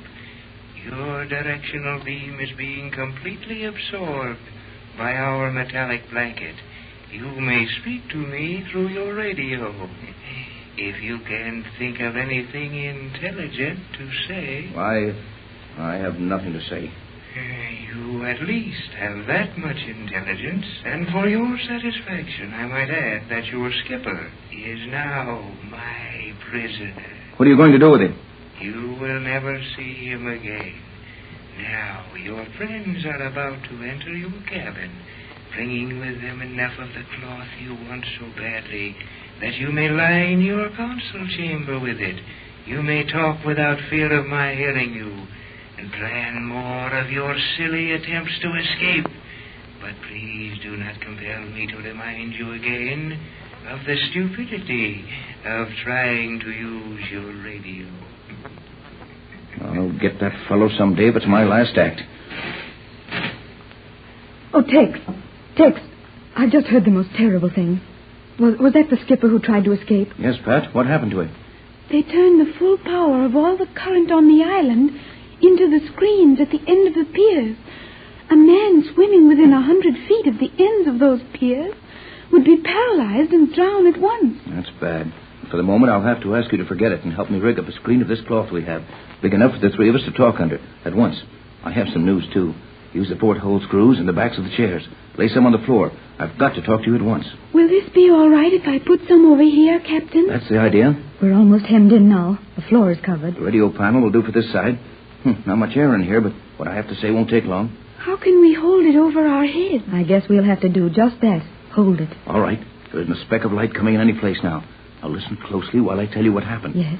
The skipper staged that escape so I could have a chance to use this radio without being overheard. What? That was what the note said that Hansen gave me. And did you use the radio? Yes, and the only one who heard me was G47. Oh. I should have known he would intercept my beam. Did you get any of your message through, Captain? Not a word of it. I could hear Johnson trying to call me all the time, but he couldn't even get my signal. Oh, then it was all useless. And the skipper... Oh, Tex, I feel so badly about that. He was a fine man and a grand friend of ours. Yeah, keep your chin up, Pat. That's the one bright spot in the whole thing. But, Captain, the skipper must have been killed. They always are when they try to swim through the electric net. Yes, but the skipper didn't try to do that. He merely used my air rifle. Doesn't make a sound. And he shot through the portholes here so he wouldn't be seen. Well. Shot pieces of steel wire at the ends of all the piers the range the gun would reach. No. He knew those metal pieces striking the water would set off the magnetic alarm. Then where is he? Safe in a locker down on the keel. G47 tried to bluff me about having the skipper a prisoner, so they haven't located him. We can smuggle this cloth and food to him. We've got one more on our sides than they know anything about. Oh, that is fine, Captain. That almost makes up for the radio message not getting through. We've got a man whom G47 thinks is missing, and we may be able to use him in many ways. Good old skipper. Now, with this cloth, we may be able to do something with an idea Jerry had. Say, where is Jerry? Why, we thought he had come here to you. We saw the searching party return. And Jerry wasn't with him? No, Tex. He wasn't. Oh, Mother, I am afraid for Jerry. On the strange island of Euclidia, the magic island of the South Seas, is being enacted one of the weirdest dramas ever seen by man. When Mrs. Gregory brought Captain Tex Bradford and Jerry Hall on her yacht to find her long-lost little daughter Joan, none of them dreamed that the island would be anything like it's been found to be. This artificial island is the headquarters of a group of mad scientists. The Gregory yacht is held powerless at one of the island piers, and Mrs. Gregory and her brave friends try to plan their escape from the island. Just when it seems they have a ray of hope, Jerry disappears. Are you sure that you saw Jerry follow those scientists in the submarine lock when they went to look for the escaping prisoner, or what they thought was an escaping prisoner? We watched him carefully. You saw him go into that elevator, didn't you, Joan? Yes, Mother. Jerry obviously went into the entrance to the submarine chamber elevators. He could have gone no other place. But what happened to him? If he went down there with those men, why didn't he come back with them? Oh, Captain Bradford, there might be so many answers to that. Joan, dear, you don't think they would harm Jerry? If Jerry got in their way or made them angry, they might punish him in ways that... Oh, Mother, I do not want to talk about such things. Can't we do something, Tex? Must we just sit here on this helpless yacht and wonder what's happened to that boy? We would not be allowed to do anything if we tried to. I'm afraid Joan's right, Pat. I think G47 and his mad crew have even worse things on this island than Joan has told us about. We couldn't find Jerry unless they want us to. If we insist too hard on anything, it may mean the lives of all of us. And it certainly would mean the end of our chance of escape. But, Tex, dear, we have no chance to escape as it is. I think, Captain Tex, that no one will ever escape from Euclidia until G47 wills it so. Well, don't be too sure of that. I'll admit it looks bad enough right now. But there's two things to remember. The first one is, I've got a formula these scientists know something of, and they're afraid of it. What is the formula, Captain? Tex wouldn't dare tell you now, Joan. Of course, we think we're safe in talking with this cloth screen around us, but how can we be sure this cloth is absolutely opaque to all the waves and rays these fiends control to watch over our movements with? You may be sure of that, Mother. I know that these men would trust their lives to that cloth. It will successfully refract every light and sound wavelength on the island. Well, if you're sure of that, Joan, then you can be sure that one of these days we'll get away from Euclidia. How can that seaweed cloth mean all that, Tex? I'm not thinking so much of the material as I am of the fluid they soak it in. They do put it in the liquid, you said, Joan? Yes, Captain. When it is manufactured in the noisy machines I showed you, it is just a cloth made from seaweed. It is a fine and strong and good cloth, but it is not protected against these rays until it has been immersed in the secret liquid preparation. What are you trying to arrive at, Tex? Well, I'm going to take a chance on our being safe in here and figure that we can work out a plan without being overheard. After all, we must all understand just what we expect to do. Now, here are 2 points necessary to our rescue. You mean our escape? No, I mean rescue. I'm ready to concede that escape is absolutely impossible. So that leaves rescue as our only hope. But, Captain Bradford, surely you must realize that rescue is also impossible. On the contrary, dear. We have some things in our world that you know little about. All we need is to get a message through to the government of our country, any civilized country, and a fleet of battleships and airplanes would destroy this island within an hour after they had sighted it. No, Mother dear, you are mistaken. Your battleships would mean nothing here. Tex, do you realize what Joan means? Is it possible? Not only possible, but probably a very conservative statement of a plain fact. A battle fleet helpless? But how? With what? I haven't been able to find out yet. Probably we'll never see all the weapons here. But I know without seeing them, this colony of scientific criminals could undoubtedly destroy any war machines a civilized world could send against them. You are right, Captain. G-47 and the Euclideans have ray guns, no larger than a man's arm, which will destroy a battleship with only a little crying sound. What is the range of these rays? I am not sure, but they will not shoot accurately as far as one of the large rifles on your battleship. There you are, Tex. The heavy armored ships could stay out of range of those ray guns and shell the island. Yes, and their projectiles would fall all around the island and never touch it. How is a metal projectile, fired at long range and high trajectory, going to enter an area so magnetized that a large boat is held powerless by magnetism? No, there's no help to be expected from that quarter. And a weapon which might penetrate the defense here could not be brought within range. It would be destroyed. Then it's just about hopeless, isn't it, Tex? No, it's going to be hard, but not hopeless. I don't see what you can be thinking of. We haven't any weapons I ever heard of which would destroy this place, and you admit our battleships and planes would be useless. Do you know of something in your country which will destroy Euclidia? Something which will rescue us from this terrible island? Yes, Joan, I do. Just how it can be used and how we are to get word to our friends that we want them to attack and use this weapon, those are things we've got to figure out. What do you propose to use, Tex? My formula. But no one knows the formula except yourself. You would have to send the formula to someone, and how can we do that? We can't even use the radio without G-47 hearing it. And he would get the formula if you attempted to give it to your friends through the air channel. Yes, I know that, but there must be some way to get that formula to the government chemist in some civilized capital, and we'll find out what that way is. But what is the formula, Captain? I know that G-47 wants it. It was for that reason he allowed your yacht to reach this island, and my mother to find me. What is your wonderful formula, Captain? I couldn't tell you that. It would be too dangerous. Even if the seaweed cloth does protect us from sight and sound waves, and even if G-47 didn't actually hear me tell you the formula, it would expose you to added danger. Don't you see, my dear? If you knew the formula, G-47 might torture you to get it from you.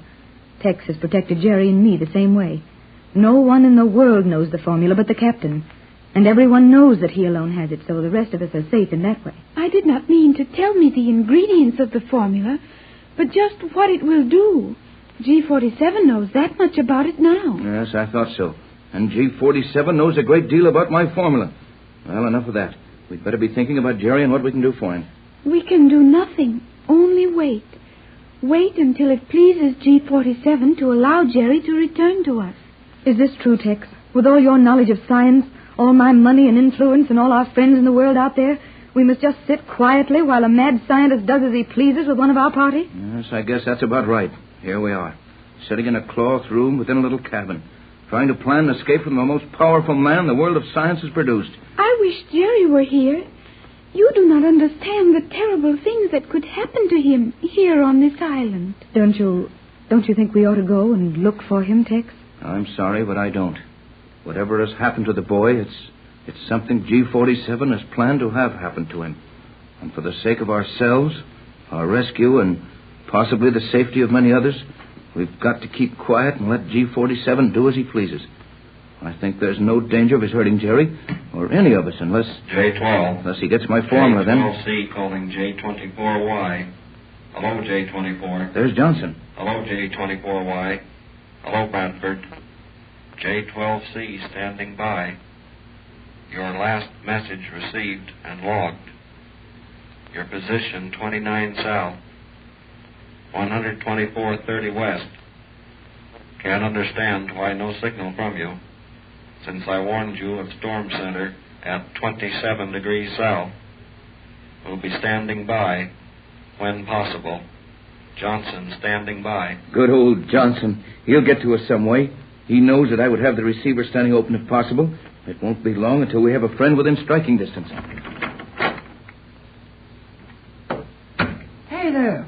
What's the idea of the tent? Oh, it's Jerry. Come inside the little tent, Jerry, and be careful not to leave any opening. Boy, have I had a time. And have I seen things. They didn't hurt you, did they, son? No, not yet. But they showed me plenty of things they could hurt me with if they wanted to. I've been in their local observation chamber, looking through the instruments that let you see everything on the island, and inside it, too. Could you see us in here? No, sir. This cloth is the real stuff. I could see through every other place on the yacht, but this cabin just showed as a black square. We couldn't see or hear anything you were doing here, but we could see the skipper. Oh, then our plan to keep the skipper in hiding is blown up.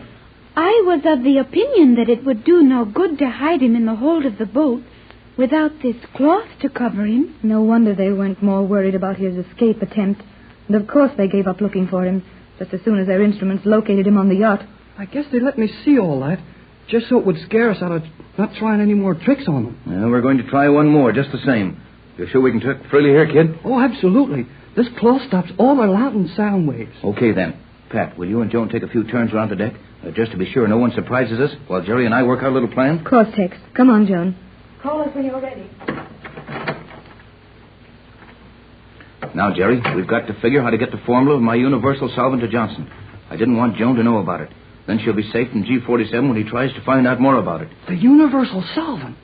So that's the formula. Yes, Jerry, I've actually got the formula for a universal solvent. Oh, swell. Oh, but when you make some of it, what are you going to keep it in? You're all right, kid. You use your head, don't you? Well, I figure that if you have something which will dissolve everything in the world, it would be impossible to keep it in any container. It would just eat right through it. Good boy. But I can do it just the same. And I'll show you how when the time comes. Just now, we've got to figure how to get the formula to Johnson. He's a lot closer to us than he was right now. Gee, how do you know that? We just heard his signal. I'm keeping this set hot all the time. Only the receiver, of course. And Johnson said he was standing by. And that the latitude of the storm center is now 27 degrees south. That's all in our code. I remember. He means he's on his way here with a boat, and he'll stand along north of us at latitude 27 south till we can get a message to him. Right, kid. And even if they intercepted his message here, they wouldn't get much out of it. Now I know how Johnson can rescue us, if I can figure how to get that formula to him. But with this magnetic fog of theirs intercepting all our messages, how can we do that? Heck, a code would be too dangerous for that formula. There is only one way I can think of that a message can be safely run past the automatic protection ring on this island. Is there really a chance, Tex? More than a chance. And it's all thanks to Mrs. Gregory's good sense that they're on board. She's carried them on every cruise we've ever made and trained them constantly. Now they're going to save us all. They'll get that message to Johnson.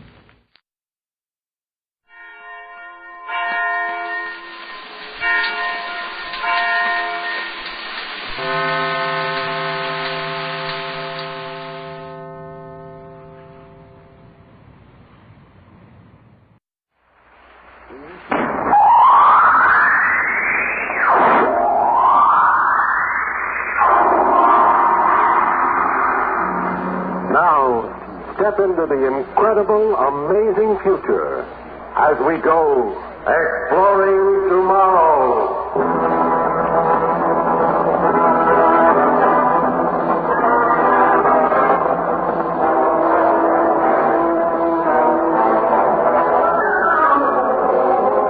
And now, here's your guide to these adventures of the mind, the editor of Astounding Science Fiction magazine, John Campbell, Jr.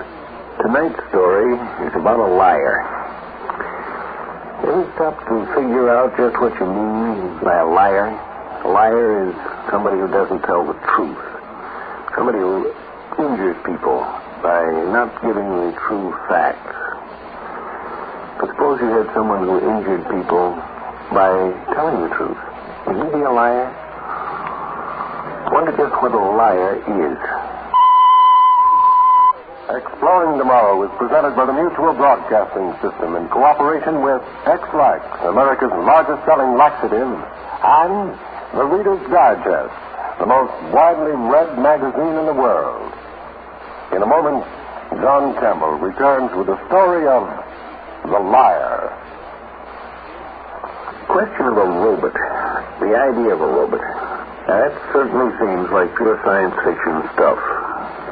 As a matter of fact, it isn't. You know, you have several robots around your own home. In my own home, for instance, I have an automatic oil burner robot. It has one finger stuck up in the living room to see how warm it is there. It has another little finger put up in the stack to see whether the fire is burning properly. And if any one of these little sensory devices reports that things aren't what they should be, the robot, to protect the house itself and the inhabitants of the house, shuts off the furnace. Dr. Isaac Asimov, the author of tonight's story, recognized this in setting up his proposition of the 3 laws of robotics. The first law, the robot shall never harm or allow harm to come to a human being. The second, that it should obey the orders of a human being. And the third, that it should protect itself. Because after all, a robot is an expensive piece of machinery. Well, now let's consider the more advanced kind of robot we do this science fiction. Say they're in production. Come in. Oh, Dr. Calvin, what's on your mind? Well, I just wanted to be sure there was a meeting this afternoon, Dr. Lanning, that's all. Today is Friday. It was this morning. Well, then we have no problem. It being Friday, the executive officers of the firm of U.S. Robot and Mechanical Men will assemble in the conference room at the customary hour of 3:30. Well, I was just asking. What do you think of our latest model? He looks the same as the rest, just about as animated. What are you going to call him? Herbie. I think Herbie fits him, don't you? Oh, Herbie, Chester, Sam. What's the difference? Dr. Calvin. This fellow couldn't be called anything but Herbie. Oh. Well, I'll see you at 3:30. What do you think of her, Herbie? Oh, she's all right. She's an old frump, and you know it. I wouldn't say that. Besides, that's not what you're thinking. You're thinking the old girl isn't such a bad sort. And you don't know what this firm would do without her. What? What was that? How do you know what I was thinking?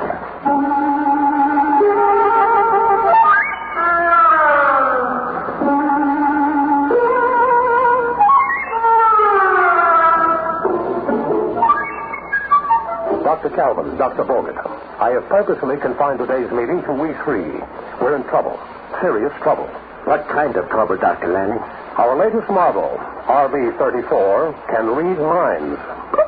Is it impossible? Dr. Bogert, I think we may assume Dr. Lanning knows what he's talking about. Take it for granted, I do. In short, we have a mind-reading robot on our hands, and we've got to find out why it reads minds. There could not have been a hitch in the assembly line. I guarantee that. You guarantee? Dr. Bogert, can you answer for the entire assembly? By exact count, there are 75,000 operations necessary for the manufacture of a single positronic brain, each separate operation depending upon any number of factors, from 5 to 105. If any one of these factors goes wrong, the robot's brain is ruined. I quote your own information folder, Dr. Bogert. It is not my fault that anything went wrong. I am a mathematician, not an assembly supervisor. And how can you guarantee anything? I don't think we're going to get anywhere trying to fix the blame on someone. We've got to find out what went wrong.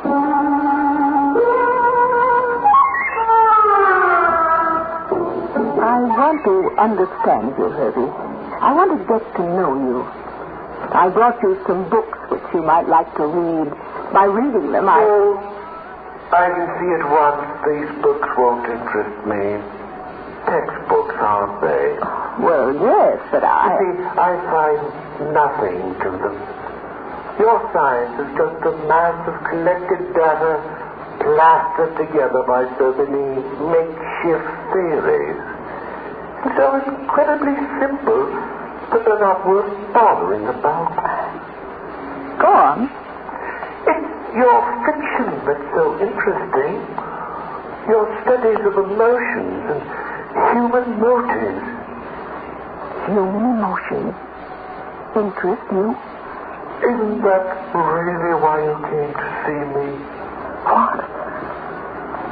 I wish I could help you. You know? I know what you're thinking about. You think about it all the time. Well, if you know so much, then you could help me. Yes. He loves you. You're mistaken. He must be. He doesn't see me as a woman. But he does. A thing like that cannot be hidden from me. But I'm not attractive enough. I'm just a machine. I can't judge physical attraction in human beings, but I know there are many kinds of attraction. And I know Dr. Lanning loves you. Oh, I never thought it possible. I never dared to hope. Oh, Herbie. Herbie.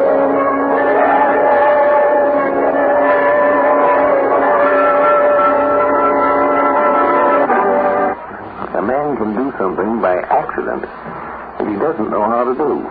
This is something that scientists sometimes overlook. Herbie apparently represents one of those cases where something has been done by somebody who doesn't know how to do it and wishes desperately that he didn't know how to do it. They've got a telepathic robot. It looks like it would be worth millions, but how did they get it? Oh, Dr. Bogut, sit down. Thank you. Well, at least if you know a good joke, spread it around. Well, I just saw Dr. Kelvin. Oh. I never saw so much lipstick and ball paint on any living woman before. She must be in love. Well, I didn't ask you here to talk about Dr. Calvin. Have you made any progress? There is nothing wrong with the mathematics. The change is due to something along the assembly line. The cause must be found. It's worth millions if we can do it when we want to, instead of by accident. And it's your job to find out. But why not ask Herbie? He should know what went wrong. Trust you to think of that.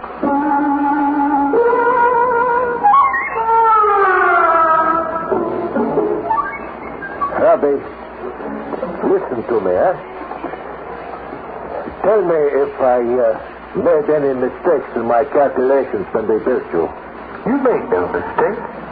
Or if you had, how could I tell you? After all, you're a much better mathematician than me. Besides, this is not what is really on your mind. You are thinking about your superior, Dr. Lanning. And you're thinking what a good thing it would be if he were to resign. Oh, yes, now I can see how the idea pleases you. And I can tell you something else. Dr. Lanning has already resigned. But the resignation will not take effect until the problem of myself has been resolved. And then he will turn over his job to his successor. Oh, yes, Dr. Bogut, you will be his successor. You will be the new director. Happy, you are a wonderful fellow, you know that? You are simply magnificent. You are not the product of a mistake, You are the product of genius. Oh, you are a wonderful, wonderful fellow.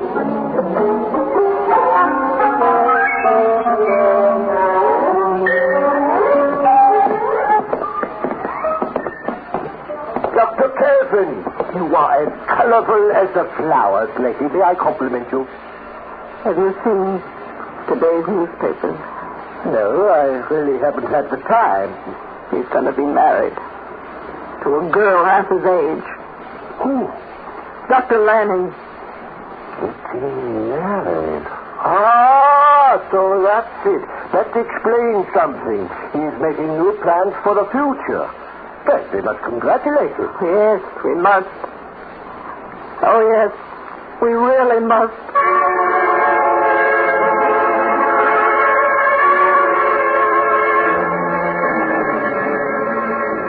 It's not true, is it, Herbie? It's not true. No, it's not true. This is just an illusion. You'll wake up soon. Yes, it isn't true, is it? He's not going to get married, except to me. Oh, Herbie. Herbie, I've loved him all these years, and now I know he loves me. Couldn't he? He wouldn't marry anyone else. No, he loves you. Only you. I know. He is only waiting for the right time to tell you. Yes, I know. Oh, stop it. Stop it. What are you trying to do? What are you trying to do? Make a fool of me? I was trying to help you. Help me? By telling me this is all a dream. This is no dream. I wish it were. I wish it were. Why did you tell me you loved me? Why? I had to. Oh, you're here, Dr. Calvin. I'm sorry to interrupt, but I want to have a talk with this mechanical monstrosity. Hurry. I'm talking about you, so listen to me. Yes, sir. Have you discussed me with Dr. Bogart? Well, answer me. No, sir. You haven't, eh? That's what I thought. You said nothing to him about my resigning? No, sir. Then he was lying. Yes, sir. Well, it looks as though I'm going to have a serious talk with Dr. Bogart. Really, Dr. Calvin, do you find this amusing? Not very amusing, Dr. Lanning. Not so very amusing. Only I don't believe a word he's just said. What? I believe he did tell Dr. Bogart you were going to resign. You believe he? Harvey, is it true? Did you tell Dr. Bogart? Answer me. Can't you speak? I can speak. Then answer me. I want the truth. Oh, this is very funny.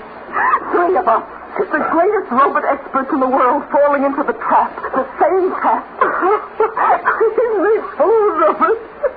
He doesn't even know enough to laugh at us.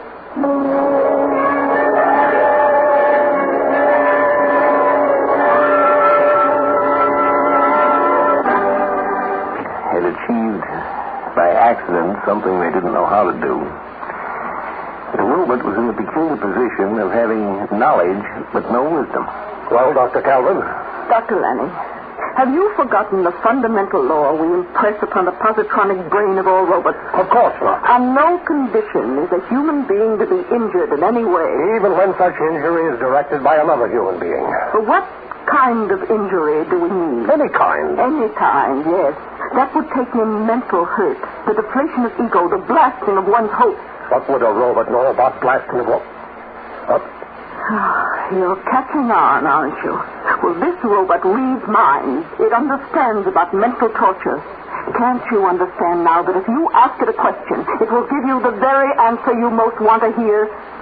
Wouldn't any other answer hurt you? And wouldn't Herbie know that? Good heavens. He knows everything. He knows what went wrong when he was built, but he won't tell anyone, because it would puncture your ego or Dr. Bogart's ego to have a machine tell you where the mistake was. He would rather pretend he's not able to tell you. Incredible. Let's talk to him. Herbie, listen to me. Yes, sir. I have pencil and paper here. I want to know where we made the error in your construction. Well, tell him, Herbie. He wants to know. He doesn't. But I do. Yes, but not from me. I cannot tell you, Dr. Lanning. You know I can't. You don't want me to. You and Dr. Bogert would much prefer to find the answer yourselves. We want the answer. But not from me. We do want it from you. What's the use of saying that when you don't mean it? Don't you suppose I can't read below the superficial skin of your mind? Don't you suppose I can't read the subconscious mind, too? Deep down, you don't want the answer from me.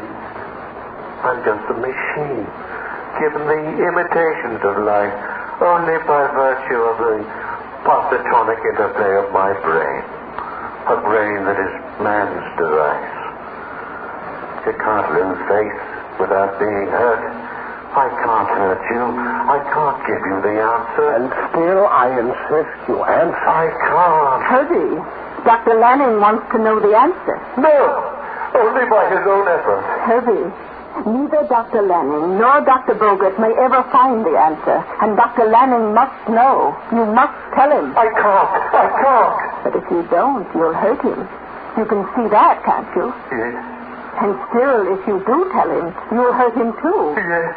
But you can't tell him, can you? No. Yet if you don't, you hurt him. And you mustn't hurt. So you must tell him. But if you do, you hurt him. And you mustn't hurt. Herbie, what are you going to do? If you tell him the answer, you'll hurt him. And if you don't tell him, you'll hurt him. And you mustn't hurt. So you must tell him. But if you do, you hurt him. So you can't tell him. And if you don't, you hurt him. So you must tell him. Stop it. Close your mind. It's full of pain and frustration and hate. I tried to help you. I told you what you wanted to hear. I had to. Be quiet. Never mind what you told me. We're talking about something else now. Tell Dr. Lanning what he wants to know. No. No. How can you? Because if you do, you'll hurt him. Yet if you don't, you'll hurt him just the same. So you must tell him. But if you do, you'll hurt him.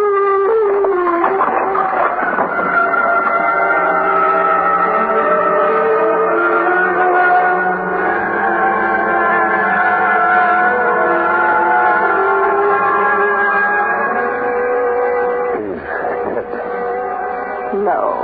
You killed him. No, he's not dead. He's only insane. You did it? Yes, I confronted him with the insoluble dilemma and he broke down. Well, you can scrap him now. He'll never speak again. You did it on purpose. Why? What did he do to you? What he did to me, Dr. Lanning, is my business. Oh, believe me, Doctor. It's only my business, not yours. And after all, you have so many other things on your mind now. Your marriage. I haven't had time to congratulate you. No. Well, thank you, Dr. Calvin. Excuse me.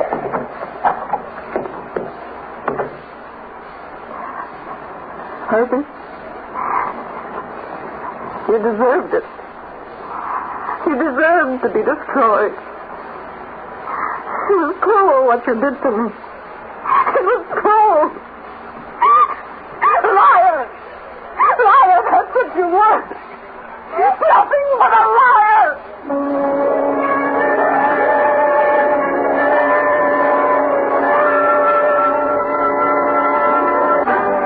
John Campbell returns in just a moment.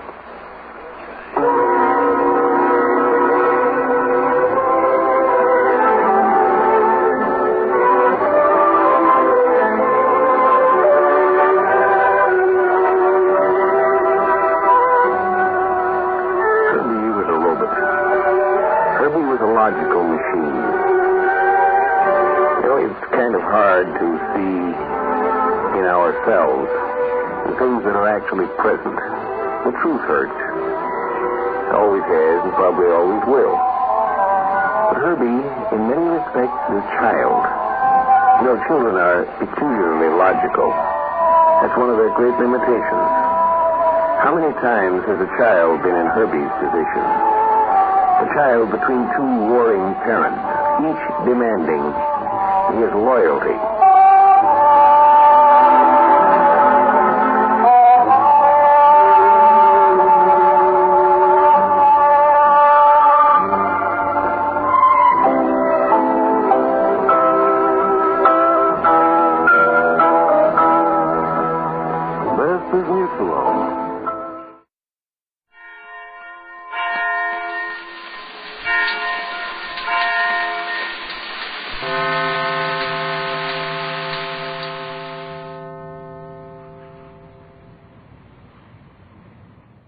presenting the transcription feature, Superman.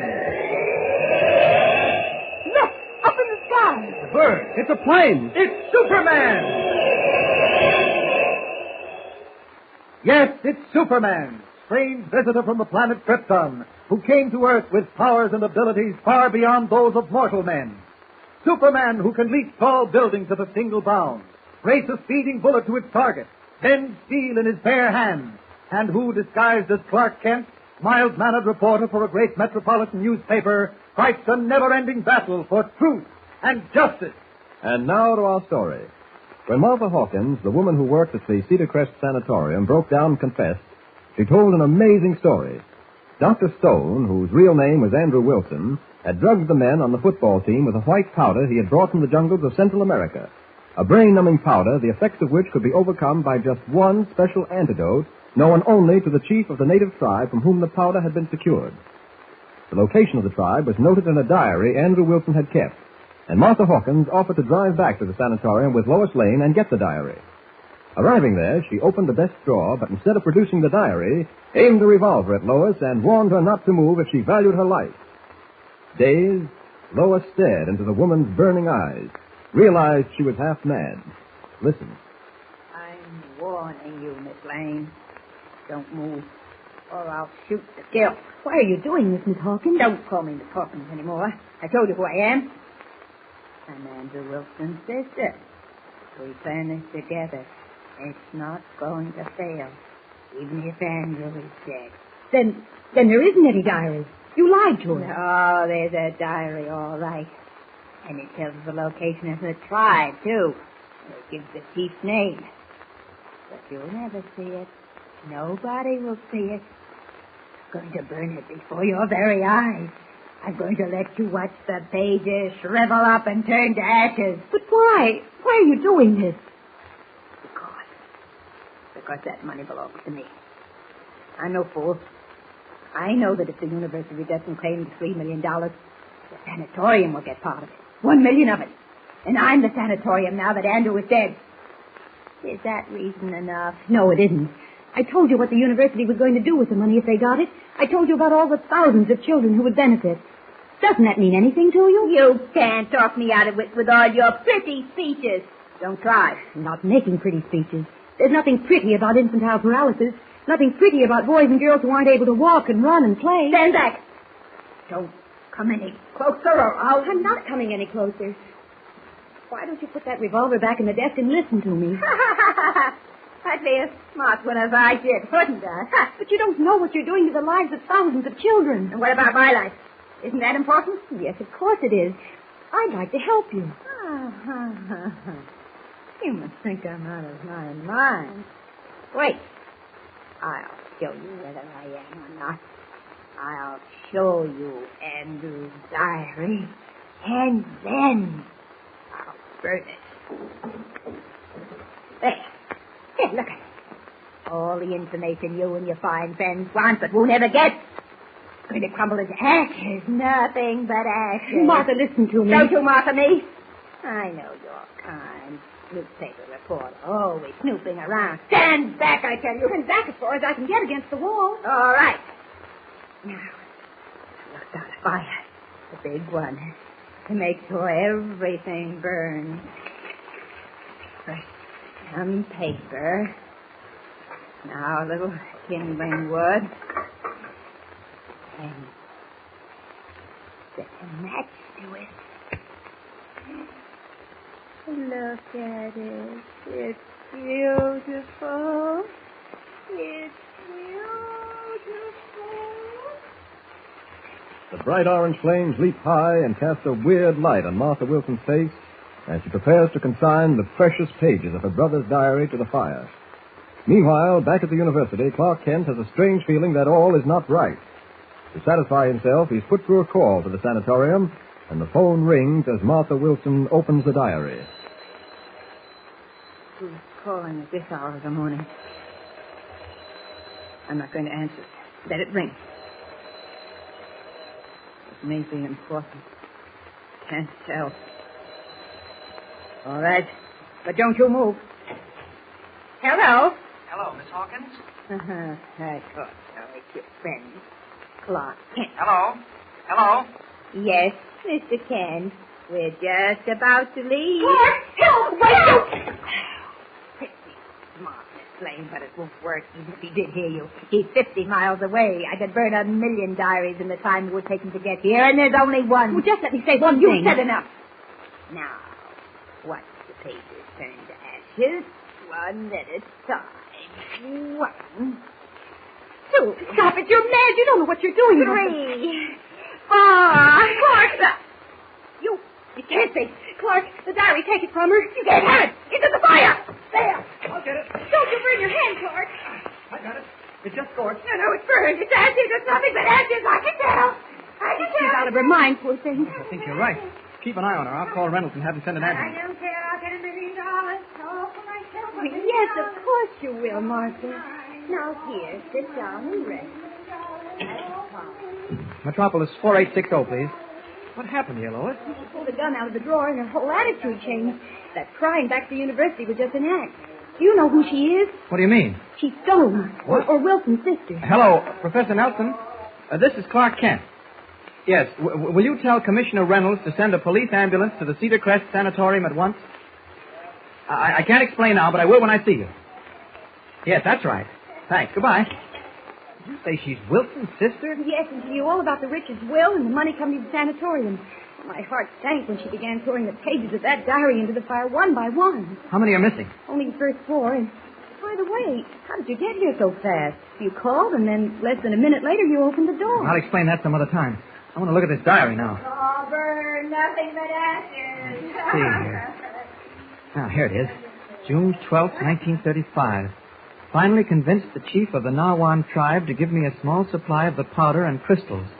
The Nawan tribe is located 12 miles from Pernambuco on a river known as the Ataba. From what I can learn, they are the only tribe of Central American Indians who have discovered this strange narcotic and its antidote. That's it, all right. Yes, but what can you do about it now? I don't know, but I'll do something. Look, do you mind waiting here with her until the ambulance arrives? No, I don't particularly like the idea, but if I have to... Every minute counts, Lois. I must get back to town. But why can't you take us with you? Well, I just can't. It's hard to explain. Yeah, it must be. Oh, please understand. Go ahead. Don't bother making excuses. Oh, you're a good sport. So long. Bye.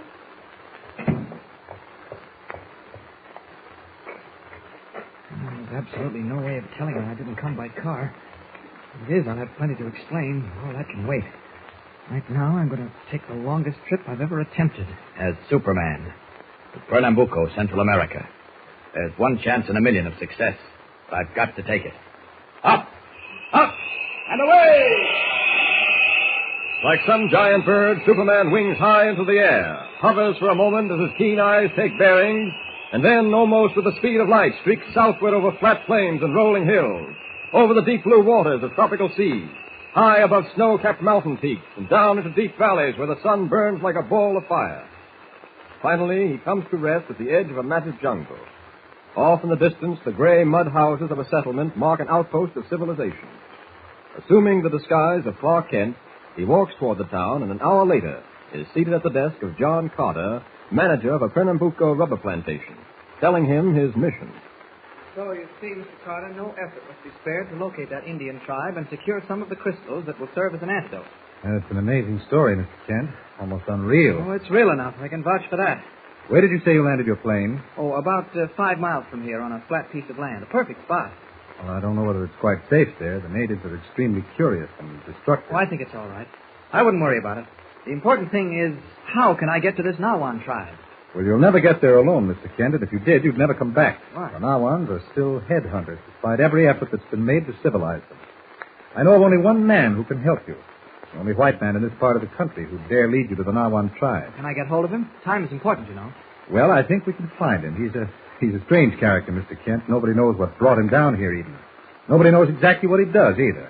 A little trading with the natives, a little stealing, perhaps, a little of everything. Sometimes he can't be trusted, and sometimes he's the soul of honesty. I've heard that he's wanted for murder in England, robbery in the United States, and a dozen assorted crimes in a dozen assorted countries. Of course, none of it may be true. We'll just have to take your chances. Where can I find him? What's his name? He lives in a little shack down in the native quarter. His name is Pango Pete. Oh? Did you call me, Mr. Carter? Pete? Were you listening at the window? I just happened to be sauntering by and heard what sounded like a mighty good imitation of my name, that's all. Oh? All right, take a chair. This is Mr. Kent, Pete. He's down from the States. Right. Go. I'm wondering how you came down. Oh, so you knew he was here. Man's got eyes, ain't he? I came down by private plane, Pete. Where is it? I landed it back a ways. Maybe. What do you mean, maybe? Mr. Kent isn't in the habit of being insulted, Pete. Oh, no insult, man. Just doubting his word. People doubt mine, I'm doubting his. You have a perfect right to, Pete. Well, let's talk business. I want to hire you to take me to the Nawan tribe. Nawan tribe, eh? Yes, and there isn't much time to lose. Too bad. Well, what do you mean? Nawan tribe ain't where they used to be. I don't quite understand. They moved on. Don't you know where they are? No. Well, I guess I'll be getting along. Oh, Pete, now, can't you help Mr. Kent? I might. If he comes down to my shack after dark tonight, alone. Well, it looks like there's something brewing. Why does Tango Pete want Clark Kent to come to his shack after dark alone? Thrills and excitement are waiting in the jungle, so listen in with Superman. Don't forget, tune in again for the next thrilling episode with Superman. Look, up in the sky. It's a bird. It's a plane. It's Superman. Superman is a copyrighted feature appearing in Action Comics magazine. Presenting the transcription feature, Superman. Look, up in the sky. It's a bird. It's a plane. It's Superman. Yes, it's Superman, strange visitor from the planet Krypton, who came to Earth with powers and abilities far beyond those of mortal men. Superman who can leap tall buildings at a single bound, race a speeding bullet to its target, then steel in his bare hands, and who, disguised as Clark Kent, mild-mannered reporter for a great metropolitan newspaper, fights a never-ending battle for truth and justice. And now to our story. Making use of his amazing power of flight, Clark Kent, in his true role of Superman, has gone to the jungles of Central America in search of an antidote to the brain-numbing potion given to the members of the Metropolis football team. Equipped only with the knowledge that the antidote in the form of brown crystals is the secret of the Nawan Indian tribe, Kent, on his arrival, tells the story to John Carter, manager of a large plantation. Carter says there is only one man who could lead Kent to the Nawan Indians, a local character known as Tango Pete. But he warns Kent to be careful. Darkness has fallen. The matted jungle is alive with the hum of insects and the weird baying of nocturnal beasts as Kent approaches Tango Pete's broken-down shack near the native quarter.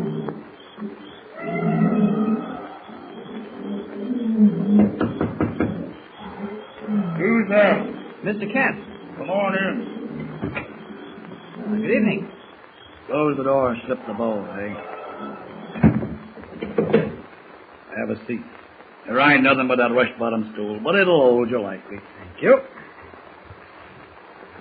You know why I'm here, of course. Well, it ain't for your help, that's certain. You're quite right, it isn't. You remember when you met me in Mr. Carter's office, you told me to come down to your shack after dark alone. You didn't have no trouble finding it, did you? Oh, not at all. What did His Royal Highness Mr. Carter tell you to do? Follow your nose? Why, I don't think this shack is so bad. It's probably very comfortable. Good enough for Tango Pete, it is. Plenty good enough. Well, what's on your mind, mister?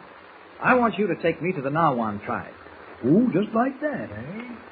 Without no by your leave or fuddly-duds. Take me to the Nawan tribe.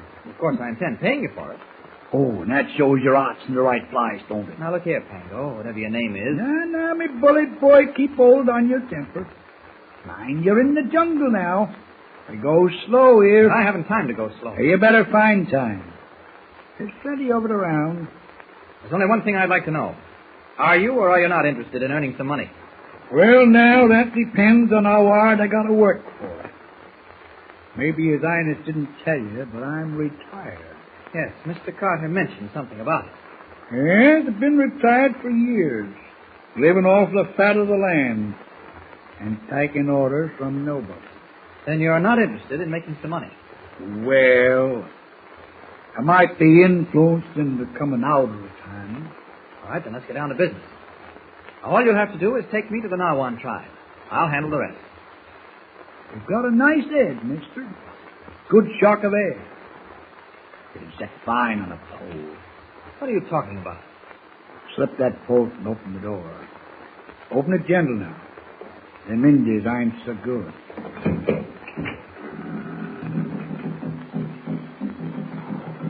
Hear that? I hear some drums off in the distance. Now on tom-tom. That's what they are. But you told Mr. Carter and myself that the Nawans had moved on. Close the door. Both. You did say the Nawans had moved on, didn't you? Pango Pete's no fool, mister. He does his talking in private. Sure, I said they moved on. You know why? Why? Because the government's after them, that's why. I'd like to wipe them all out, they would. And I ain't leading them to no slaughter, I ain't. Not Pango Pete. Why does the government want to wipe them out? For a good reason, my bully boy. For the reason them tom-toms is going night and day. For the reason your head ain't safe if them Nawans set so much as an eye on you. Oh, you mean they're headhunters? That's precisely what I mean. Well, I don't think that'll bother me. Oh, you don't? Well, that's where you're mistaken. It'll bother you till they slice off your head. And then it won't bother you no more. Well, I wouldn't worry about it if I were you. How much do you want to leave me to the tribe? What would you be wanting from them? That isn't your concern. All you have to do is lead me to them and present me to the chief. Oh, that ain't a great deal if you say it fast, is it? Present me to old Chief Sunday, eh? Sooner said than done, mister. Take it from me. All right, then let's forget the entire matter. Hold on, bully boy. Pango Pete never said it couldn't be done, did he? Well, did he? No, but you... Well, there you are. Jumping to conclusion. Well, can you do it or can't you? Well, that all depends. On what? Well, in a way of speaking, and to put it bluntly, saving no graces and mincing no words. All right. Come to the point. How much do you want? What about $500? You're hired. Huh? I said you're hired. When do we start? Well, not till morning. But I gotta have a deposit. I gotta have a deposit to bring me out of retirement. All right, here's $100 now. The balance will be paid when you present me to the chief. Fair enough, me bully boy. Fair enough. What time in the morning do we start? Any time you say. Pango Pete's at your service now, he is. All right, make it dawn. I don't want to waste any time. I'll meet you here. Good enough. Now, before we go, maybe it'd be best for me to know what you're after with them Nawans. It wouldn't be magic powder, would it? What they call Tawana? What is this magic powder? Well, it makes a man groggy, it does, like strong drink. Them Nawans, they mix it with coconut milk and swill it down. How do they get over the effects of this Tawana? Well, they got something else they takes. Looks like brown sugar. Sets them up fine. That's what I want. Some of those brown crystals. What do they call it? You got me. Well, do you think we can get some? A lot depends on it. Well, there ain't nothing like trying, mister. Who's there? Mr. Carter. Hold up a minute. Open for him, will you? Sure. Well, I was just wondering whether you got down here all right, Mr. Chen. Sure, no trouble at all. Come in, Mr. Carter. There ain't nothing going to bite you. Kent, did you arrange to locate that Indian tribe? Yes, Pango Pete and I starting at dawn. That we are, bright and early. I never dreamed that you'd be picking up a little honest money, did you, Pete? Oh, no, Mr. Carter, that ain't fair. You're giving this gentleman here the wrong impression. Well, what are you going to do with your money? Well, I hadn't given it much thought, and that's the truth of it. I imagine $500 will last a long time down here. $500? Like I was saying, I don't Pete. think... Were you speaking to me, Mr. Carter? What do you mean by charging Mr. Kent $500 to take him through the jungle? Oh, it ain't none of my doing, Mr. Carter. Oh, he's right. I offered $500. Kent, you're out of your mind. $10 would be a lot of money. He hasn't seen the color of a greenback for months. Oh, no, that ain't true, and you know it. I seen one 2 days ago, I did. Huh? Where? I seen it in your hand. Oh, now look here, Kent. This man is a derelict. He lives from hand to mouth on what he can beg, borrow, and steal. Oh, no, that ain't true. That ain't true, Mr. You just say that you don't steal? No, I don't beg. I really have no objection to paying him $500, Mr. Carter, if he can get what I want. It's worth it. Now, you see, Mr. Carter, there's a gentleman for you. I takes me hat off to you, Mr. Bully Boy. You're born to the purple, and make no mistake about it. Don't be a fool, Kent. It's like throwing money away. Well, I feel this way about it, Mr. Carter. If $500 can get something that's worth $3 million, why worry? What's that you said? Never mind what he said. All right, it's your business, Kent, and I suppose you know what you're doing. As for you, Pete, you should be thoroughly ashamed of yourself. Oh, there you go, bliming me again. What have I done? I'm sitting here peaceful, minding me own business, when a respectable gentleman knocks at me door, enters me domicile, and out of the goodness of his heart offers me a fair price for me labor. You call that a fair price? $500? For what? Well, for getting me out of me retirement, you might say. Yes, you can laugh. Well, come on, Kent. I've made arrangements to put you up at the company house. Oh, I appreciate it. Mr. Carter. Yes? You ain't right deafy, are you, Mr. Carter? That wouldn't be right, you know. Since when are you the judge of right and wrong? Oh, you're painting me blacker for this gentleman, you are. It ain't like you, not a bit, it ain't. I don't think I could paint you any blacker than you've painted yourself. Good night. I'll see you at dawn, Pete. Righto. You've run yourself into a bit of luck, Peter, you have. A bit of prime luck. That bully boy's got it just for the taking. You're not going to stop with no $500, Peter. You can lie to that. You heard him say the stuff was worth to him, didn't you? $3 million. I never knew there was that much money in the world, did you? But there is, and waiting to be took. He's got to come across with a lot more before you take him to old Chief Sangha. 500 ain't a drop in the bucket.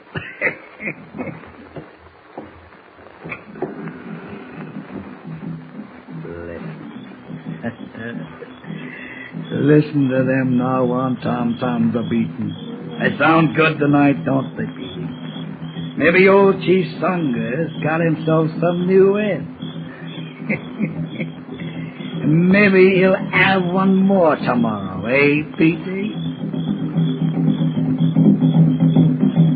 Like a warning of impending doom, the eerie tom-toms of the head-hunting Narwhals echo through the dark jungle. What is Tango Pete planning as he listens to the somber beat of the jungle drums? Will he be able to prevent Clark Kent from getting the precious antidote? Don't fail to listen to the next episode for thrills galore. Tune in and follow the story with Superman. Don't forget, tune in again for the next thrilling episode with Superman. Look, up in the sky. It's a bird. It's a plane. It's Superman. Superman is a copyrighted feature appearing in Action Comics magazine.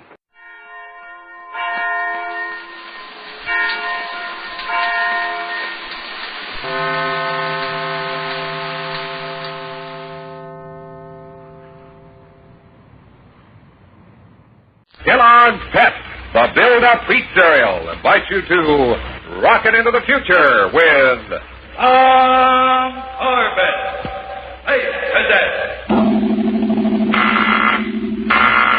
Stand by to raise shift. Blast off -5, 4, 3, 2, 1, 0.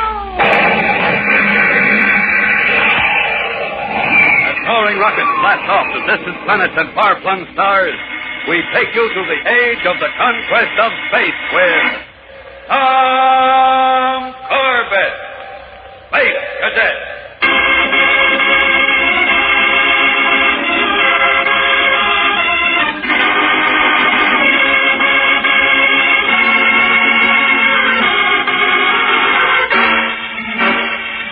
The newly discovered planet Del Port, a tropical paradise and rich in mineral wealth, has been officially opened for colonization. And in the most important land rush of the 24th century, 5 rocket ships from Earth race through outer space to stake their claims. Tom Corbett and Astro, as part of the Solar Guard unit policing the land rush, have transferred to a jet boat above the planet's surface. Roger Manning and Captain Strong are in the rocket cruiser Polaris. Together, they will supervise the landing. Jet boat to Polaris. Jet boat to Polaris. Come in, please. Polaris here. What's up, Tom? Just reporting, Roger. The expedition ship Argosy has entered Delport's atmosphere. I can see her in the viewport. She's circling, getting ready to set down. How about the other ships? All accounted for. The New World's second with the Thespian and the Draco trailing. Thespian's moving up, though. Okay. By the way, Tom, Captain Strong says, congratulations on the way you and Astro handled that oxygen break on the New World. Tell him thanks, but the big bow goes to Chatfield at the Thespian. If he hadn't turned his ship back to help us, we wouldn't be here. I shouldn't have been there to handle it, Junior. Then you wouldn't have needed any help at all. That's Roger Manning, all mouth and no modesty. I heard that, you Venusian hillbilly, if you think... That's all for now, Roger. Astro and I have work to do. We'll get back to you after the landing. All right. Astro, try to get a bearing of them on the Thespian. I want to see if she's into atmosphere yet. Will do. Wait a minute. Yep. There she is on the viewer. Uh-huh. That means the Draco's going to be the last one in. Now the scramble starts. Once they locate that mineral deposit along the lake, they'll all be after it. Well, it'll belong to the first one who stakes a claim. Our job is just to keep an eye on it. And a pretty careful eye. From here on, there's going to be some fancy jockeying for position. It's already started. Look in the viewer. Yeah, I see. The Argosy, the Thespian, and the New World are all headed for that spot. Looks like the Argosy will make it first, though. She's got a fair lead. They'll all have to start firing their braking rockets any second now. We might as well relax and enjoy the fun. Not yet, Astro. If there's any rough stuff, we've got to be ready to move in.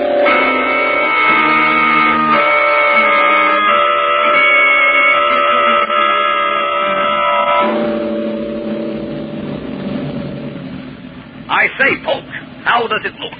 Not so good, Mr. Chatfield. The New World and the Argosy are ahead of us. I'd have given anything to have staked out that claim on the lakefront. Beastly luck. It's time to try my luck. Remember, I'm Lucky Leo. I'm getting there first. Hold on, Polk, hold on. We can't head in there now. It's time to start breaking. And give up the claim? No, sir. We plunge right ahead. That's the one thing they won't expect. You can't, man. We're liable to cause a three-ship crash. They'll get out of the way when they see we mean business. Patrol jet boat to Thespian. Jet boat to Thespian. Better answer your audio, Mr. Chatfield. Thespian to jet boat. Chatfield here. What's the trouble? Fire your braking rockets, Chatfield. You're getting too close to the other ship. All right. We'll take care of it. Okay. You heard that, Polk? Fire the braking rockets. Not yet. Then get away from those controls. I'm taking Now, Chatfield. You make a wrong move, I'll wreck this ship. You must be space mad. The others won't give you right of way. There'll be a crash. That's their lookout. If you hadn't played hero, rescued Sutton and his crew, he wouldn't be ahead of us now. There was no choice. I had to do it. And I have to do this. I've got a land claim coming, and it's going to be on the lakefront. But not at the price of crashing another ship. At any price. Here goes. I'm heading right into that lane, and crash or no crash, I'm getting through.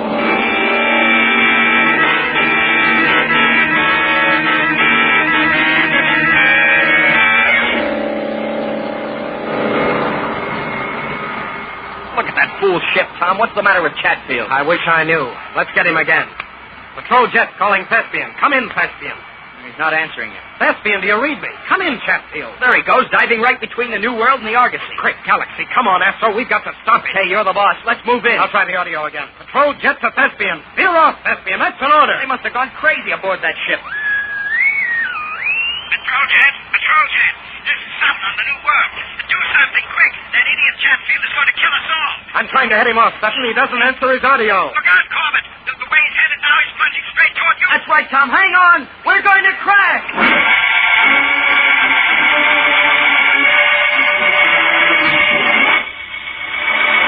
We'll return to the exciting adventures of Tom Corbett, Space Cadet, in just a moment.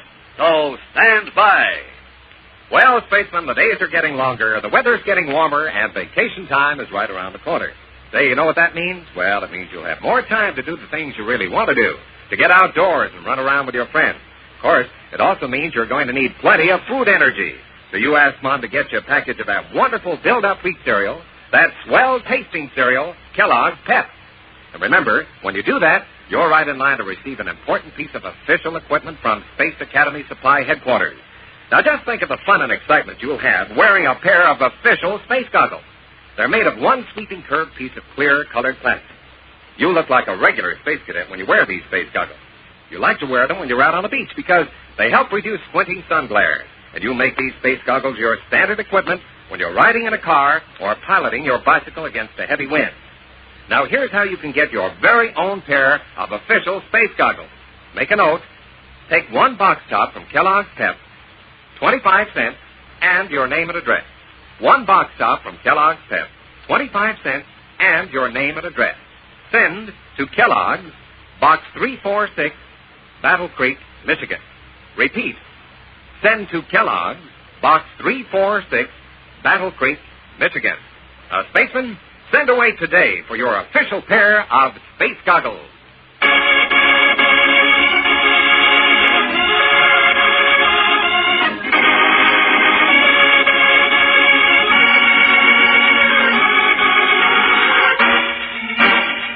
As the spaceships of the expedition rushed to lay claim to the richest land on the planet Delport, Tom and Astro in a jet boat policed the landing. Seeing the rocket ship Thespian attempt to illegally cut in ahead of its rivals, Tom dived his jet into the jam-up, desperately trying to avoid a three-ship collision. But suddenly the Thespian, swooping like a huge vulture, bears toward the tiny jet. The crazy rocket head, he's going to ram us. I'm trying to pull above him, Astro. I don't know if I can make it. Why in Jupiter doesn't he fire his braking rockets? Wait, he is firing them. We're going to clear by the skin of our teeth. Yeah, but not in the Argosy, Tom. Look, trying to veer off. She's gone out of control. Astro, that ship's in a nosedive straight for the lake. There she goes, into the water. Oh, the Argosy's gone. Finished. With its entire crew. Come on, Astro. We've got to make a landing fast.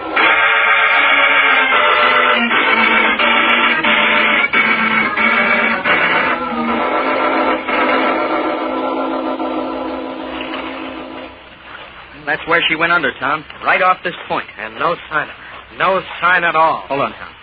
I just caught a flash of metal over beyond that ridge. Where? Oh, yeah. I see it, too. Train your scope on. Let me focus. Yep. It's Chatfield's ship, the Thespian, all right. Okay, what are we waiting for? Let's corner that space rat and tell him the penalty for murder.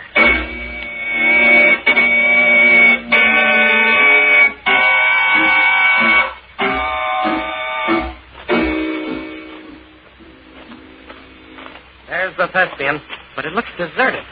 I guess everybody's out to stake their blood-soaked claim. Wait a minute, Tom. Somebody's coming out of the forward hatch, climbing down the landing ladder. Chatfield, halt in the name of the Solar Alliance. Come on, Astro, and keep him covered. Don't you worry about that. Thank heavens you come. Tell me, what happened to the Argosy? Take his weapon, Astro. Got it. Tell me, Corbett, what happened? Isn't murder bad enough without being a hypocrite in the bargain? Murder? Oh, no. Oh, yes, Chatfield. The whole crew's dead. Every single man. Terrible. How very terrible. Come with us, Chatfield. You're under arrest. Of course. Now go quietly. I don't get it. Out in space, you turned back of your own accord to save our lives. Jeopardized your whole position in the race. Of course. That's the spaceman's code. Then how could you do this thing? How could? Just a moment, Cadet. As the Thespian's owner, I've got to take responsibility. But you don't think that I, personally, you couldn't think that... We know exactly what to think. Come along, Chatfield. You can tell it to the solar court. Just a minute, Astro. Chatfield, what are you trying to say? Why, that Polk took over the ship. What? Lucky Leo? That's right. He ignored my commands completely. Paid no attention when I ordered braking rockets. Well, that's a pretty thin yarn. But the truth. And don't forget, you cadets screened Polk, brought him to me to hire. He's got something there, Astro. Lucky Leo.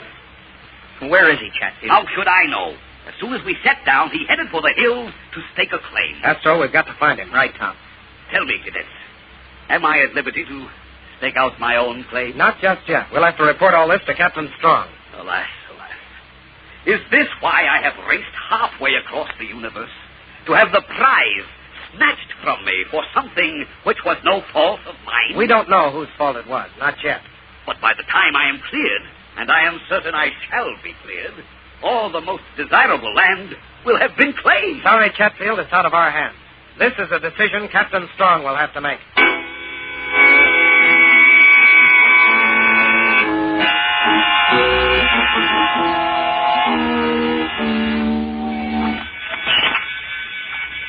Polaris calling Chatfield. Come in, Tom. Roger, what's the decision? Release Chatfield, pending further investigation. That is all I was waiting to hear. Goodbye, all. I'll see you around.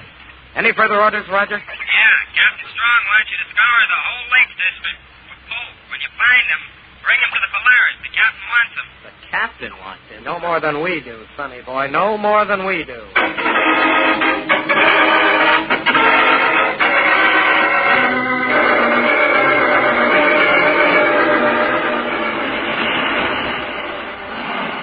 Any sign yet, Tom? That's the fifth party we've spotted, Astro, but no Polk. Maybe he's not trying for lakeside land. Sure he is. Lucky Leo'd go for the jackpot every time. It could be, but... Tom, look there near the top of the ridge. Isn't that somebody staking out a claim? You're right. Can't tell who, though, even with a view glass. That thick underbrush hides him. Well, do we put down and investigate? Uh-huh. That's part of the rich mineral area. And you can be sure of one thing. Where there's wealth, there's Polk.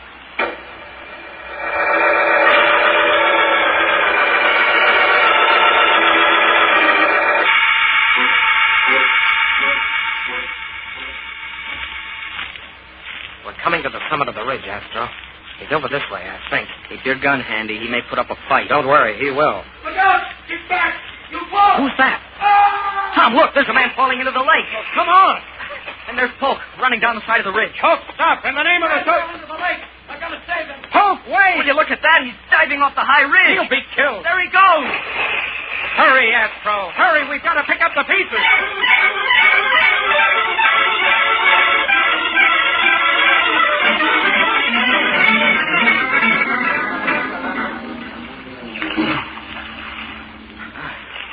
It's no use, Tom. We can't revive Sutton. I'm afraid you're right, Astro. He's gone. Poor guy. How did this happen, Polk? Just a freak accident, Corbett.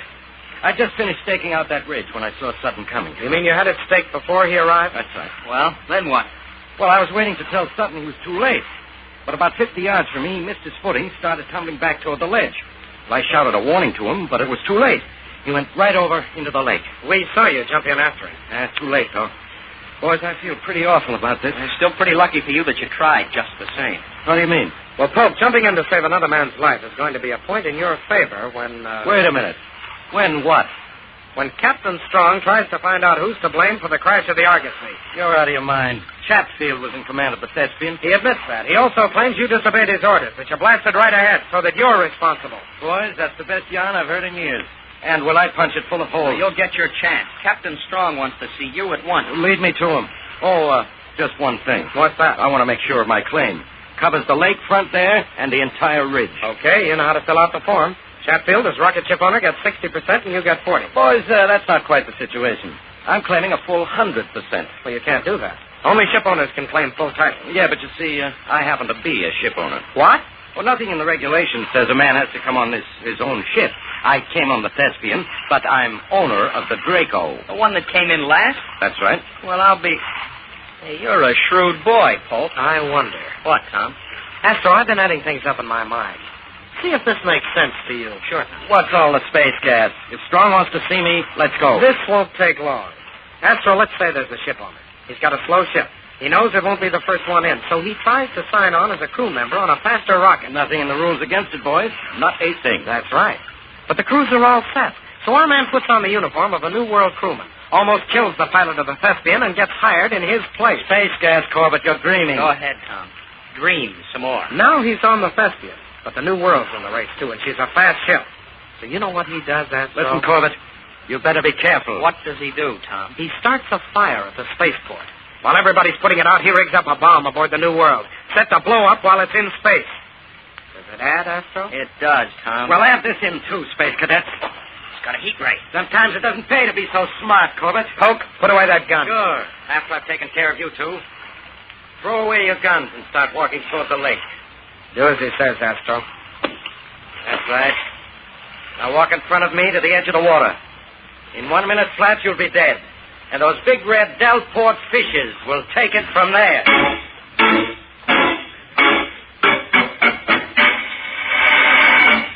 We'll return to the exciting adventures of Tom Corbett, Space Cadet, in just a moment. So stand by. Now hear this. The crew of the Hydra, before blast off on training flight to Terra Space Station, report to launching platform H-45 for inspection by Captain Hines. Cadet Campbell, fall out for inspection. Let's see. The spacesuit's in order. Communicator belt? Check. Electronic telescope? Check. But what's this? Where are your space goggles? Cadet, this is serious. You've read your space manual. You know that space goggles are essential equipment for every cadet. I'll have to put you on report for this. Well, spaceman, that happened a couple of days ago, and that cadet's ears are still burning. You know, the captain had good reason to get mad. He was actually looking after that cadet because space goggles keep a cadet's eyes protected. And when you get your pair of official space goggles, you want to make them your standard equipment. When you're out at the beach, riding your bicycle, or working in your laboratory, these streamlined, curved, one-piece, colored space goggles protect your eyes from the glare of the sun and heavy winds. And, spacemen, it's so easy to get a pair of official space goggles. Just send one box top from Kellogg's Pep, 25 cents, and your name and address. Now, you better write that down. One box top from Kellogg's Pep, 25 cents, and your name and address. Send to this address, Kellogg's, Box 346, Battle Creek, Michigan. Kellogg's, Box 346, Battle Creek, Michigan. Spacemen, send for your official space goggles today, and tomorrow, start off your day the spaceman's way with a build-up wheat cereal, Kellogg's Pep.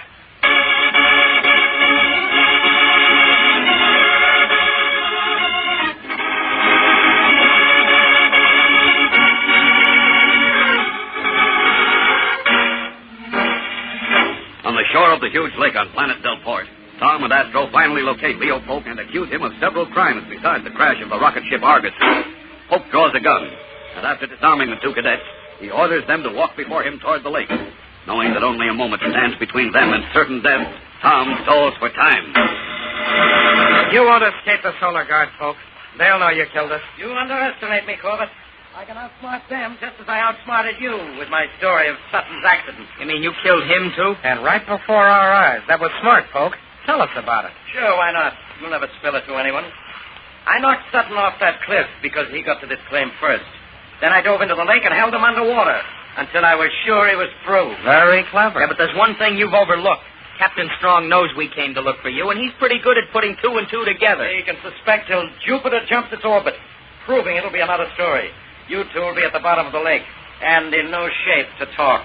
Tom, let's take a chance and go for it. Not yet. Got that, you two. All right, this is your finish. Maybe there's something else you ought to know. Quit stalling. Turn around now. I'm not stalling. Polk, while you were boasting about how you killed Sutton, I had the transmitter button pushed down on my belt communicator. You mean your communicator was broadcasting his confession? That's a lie. I don't believe it. You don't? Then listen. A jet boat.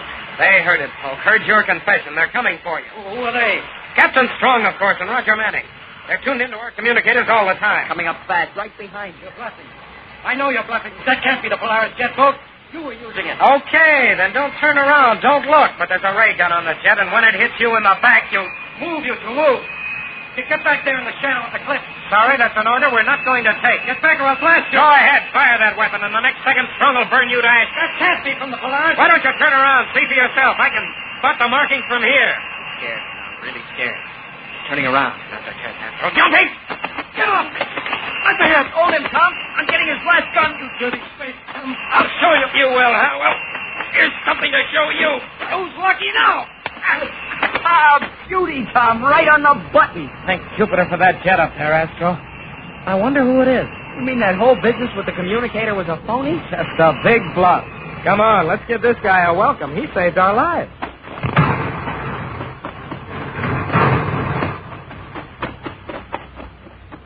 Hello there. Corbett! Astro! What are you doing here? It's Chatfield. I saw you from the air. I say, isn't that Polk lying on the ground? It sure is. What happened? We're taking him in for murder. Among other things. What was he doing here? Staking out a claim? That's right. Well, would a criminal be allowed a claim? After what's happened, Polk will be disqualified. Then all this choice land is going begging? That's right, sir. By the bard of Avon, it's mine then. I claim it here and now. No reason why you can't. This is the cream of the gem. The first shall be last, and the last shall be first, eh? It's poetic justice, all right, Mr. Chatfield. Poetic justice. Yes, 'tis all of that. I'm really at a loss for words. But there must be something of the bards to befit the occasion. Oh, there is, Mr. Chatfield. How about all's well that ends well?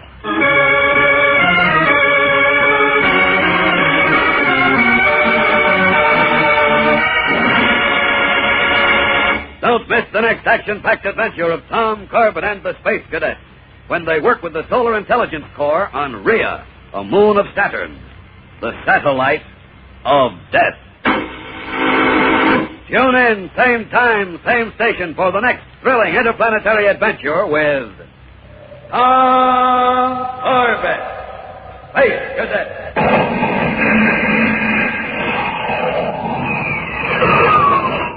Brought to you by Kellogg's Pep, a build-up wheat cereal.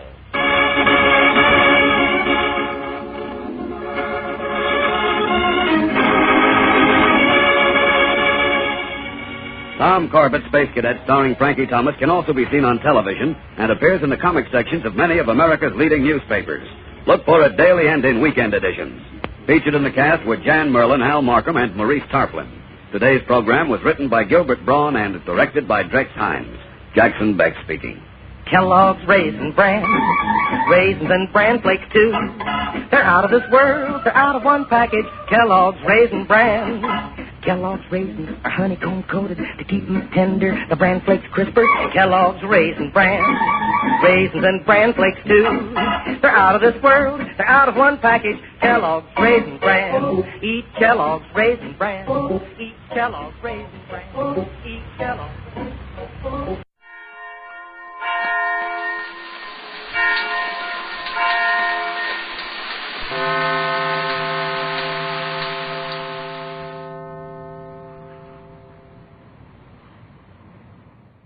Tired of the everyday grind? Ever dream of a life of romantic adventure? Want to get away from it all? We offer you Escape.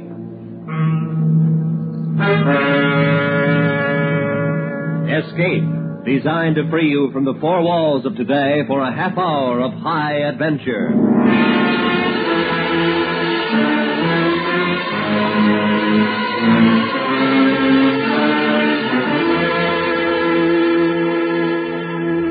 You are making your way, fearful and alone, through the dark Caribbean night, while ahead of you, arms held out to you, stands the most beautiful girl you've ever seen, and the most evil. Listen now as Escape brings you Herb Purdam's terrifying story, The Running Man.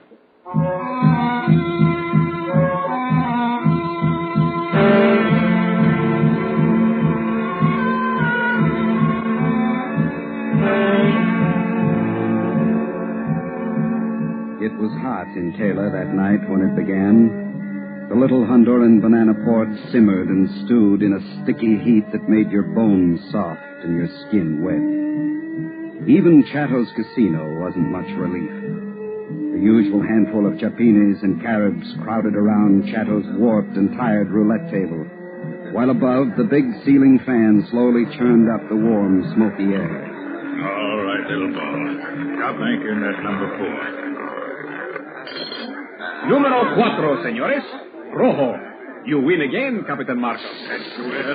You've got it, Markham, all of it. My lucky night, lad. Yours will come. Not me. I don't have lucky nights. That's Tomas. Es verdad, señor Owen. Lo siento mucho. Yeah. I'm sorry, too.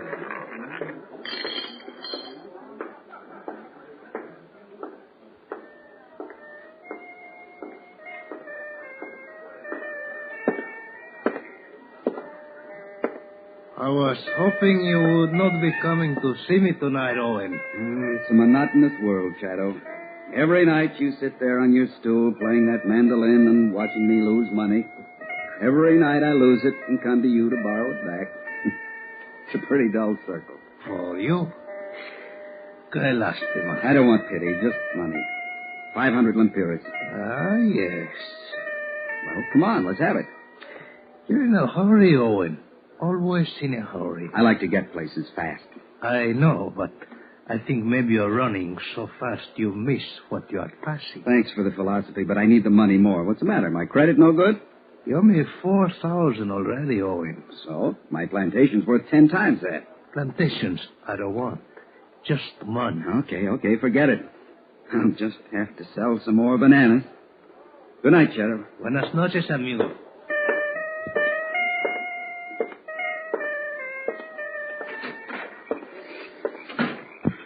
Good evening, Owen. Hello, Mr. Loomis. Mind if I sit down? Hey, you lose again tonight, Owen? Chatterwater Oil is swing. We've been asking him to do that for 15 years. Yeah. Always the same answer. Mañana. Tomorrow he'll do it. He's a Carib. He's happy. And the swing still squeaks. Mm-hmm. Hey, look, Owen. Your socks are nearly half finished. They'll be ready by Christmas. Christmas? It's slow work.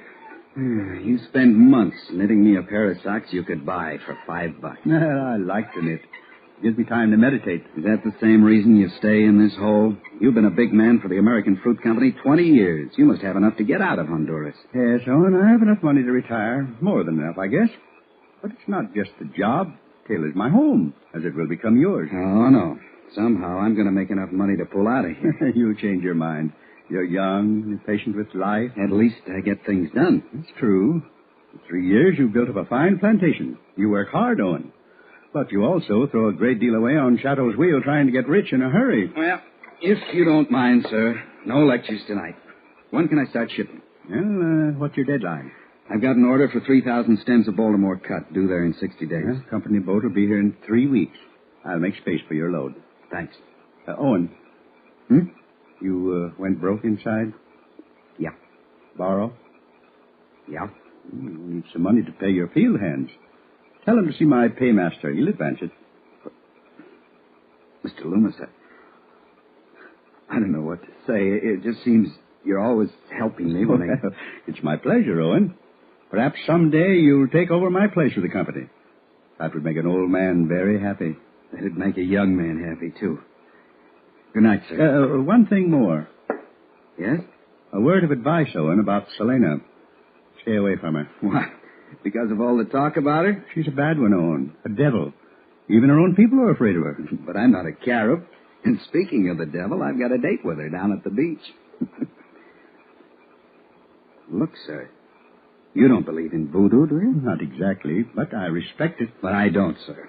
And Selena's the prettiest girl around here. Yeah, she's beautiful, yes. But sooner or later you'll find out we really are speaking of the devil.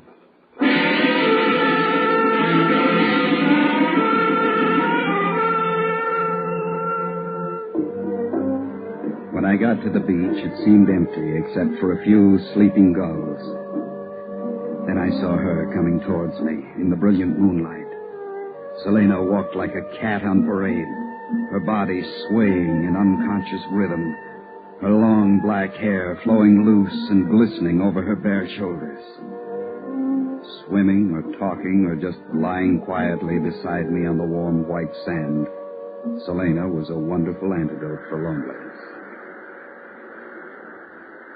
Boy, you are happy with me, yes? Sure, Selena. Sure I am. Then why you look at me so funny tonight? I didn't realize I had. But Senor Loomis, he tell you bad things about me, no? Forget it. You know I am not wicked, like they say. Sure, I know. But others don't. I'm tired of defending you. You've just got to stop playing around with voodoo, Selena, that's all. I understand. I will let nothing come between us, Owen. Nothing. Selena. Owen. Now you'll not pay attention to what stupid people say about me, will you? No, Selena. Of course not.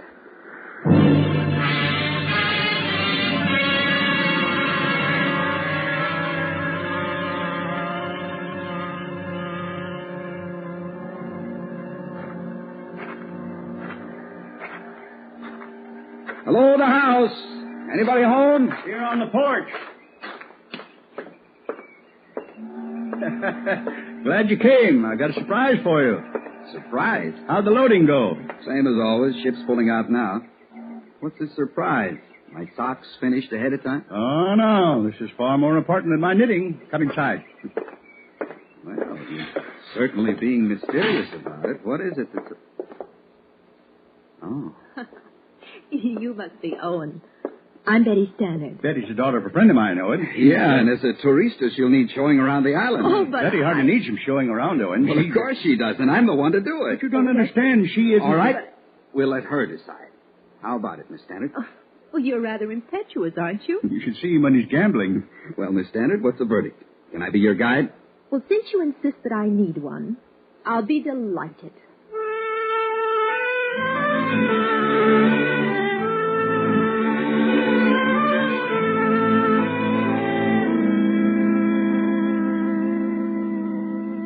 Well, you've now traveled on Taylor's one railroad. 56 miles of it belongs to the American Fruit Company, but those last 4 miles are all ours. Oh, and so impressive. Even from the maintenance car. There's our house. Your house. I'm only a turista, remember? But if you stay, you'll be a chapine. I think I'd rather be a turista. What? Give up a chance at this wonderful life of tropical skies and red bananas? And chiggers and scorpions and zopos and mosquitoes. Huh? And sopalotes and paludismo. Wait. Stop. Something wrong? Plenty's wrong. I've spent 3 days showing you the sights of Taylor and the banana plantations, but I never said anything about black buzzards or malaria. Where'd you learn all that? Here. I was raised in Taylor. No. Good money carrying bananas for my boyfriend. Boyfriend? He was 12. I was 10. He cut the stems, and I'd carry them on my head. Never mind. I know the procedure. Well, are you going to show me your house and the rest of your plantation? So you can make more fun of me? You were the one who insisted I needed a guide. You and Loomis must have had quite a laugh. Well, I admit it started out as a joke. But... Yes? Well, I've spent every day with you since I came here. I've got a lot of time to waste on a joke. Perhaps you mean it's a lot of time to waste on me. It wasn't wasted, Owen. Betty, I owe you an apology. Owen... With me, it started as a kind of a game, too, but now it's changed. In 3 days, it changed. Changed for me, too. And you... Yes, Owen. Oh, Betty. No, wait. Before you say anything, Owen, there's one thing we must settle. You're gambling. Oh? What about it? You must quit, Owen, completely. You're serious? I've never been more so. Will you do it for me? Well, with my bad luck, I guess it won't be too hard to quit. Promise me, Owen. All right, you have my word on it. Good. And now go on about the tropical skies and red bananas. Zompopus and all? Zompopus and all.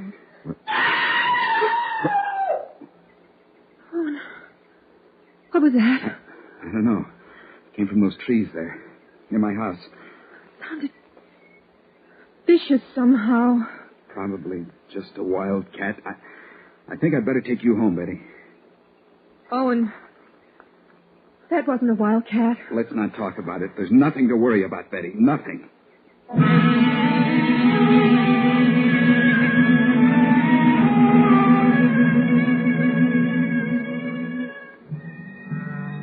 It was dark when I got back to my house and found the Carib servants gone. The reason was in the living room. In the flickering light of 7 small candles lay what was left of 3 white chickens, ripped apart in a fury of feathers and bones. But it was the blood that made the scene one of utter horror. Dark, glistening blood. And crouching in the candlelight was Selena.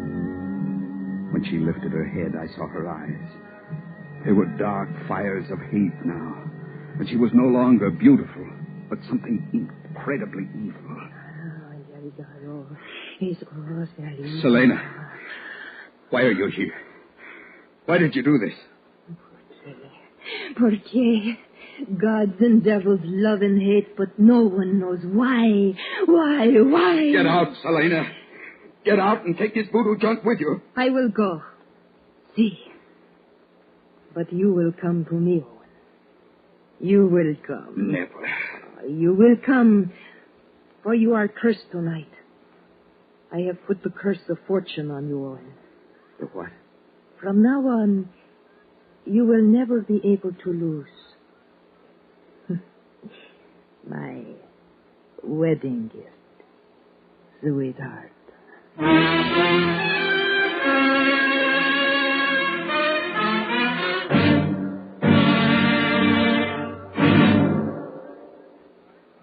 We will return to Escape and tonight's story, The Running Man, in just a moment. Univac, the magic electronic computer that adds up figures faster than people can think, will be on the job election night along with CBS Radio's top newsmen. Don't miss the special election returns broadcast at 6:15 p.m. New York time. And make CBS Radio your election headquarters on election night starting at 8 p.m. New York time. And now, back to Escape.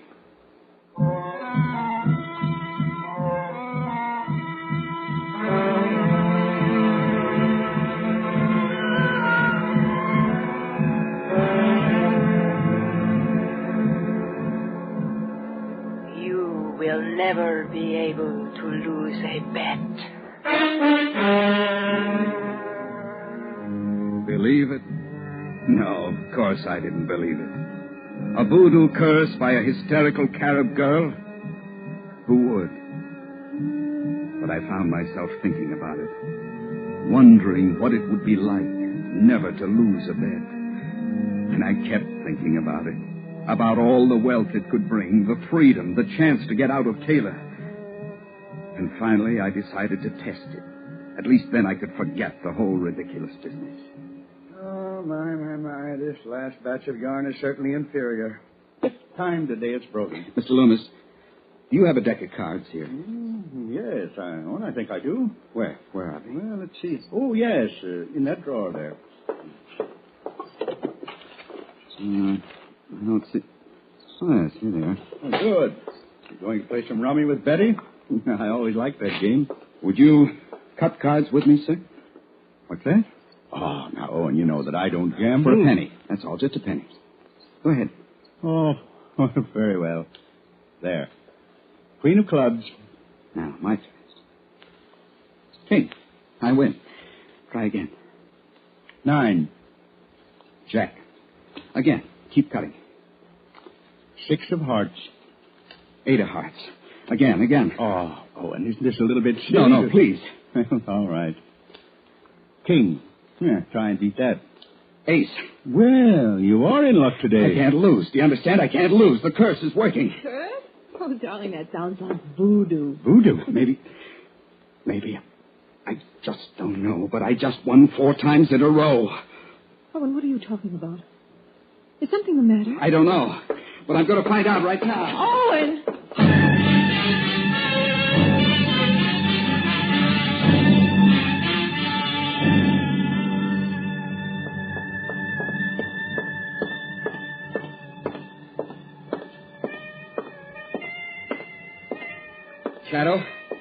Shadow, I've got to play the wheel. Too early, amigo. Later. Now, Shadow, now.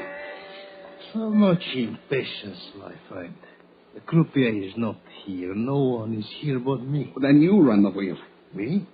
But I'm the owner. It's not proper that I run my Proper? wheel. Who cares if it's proper?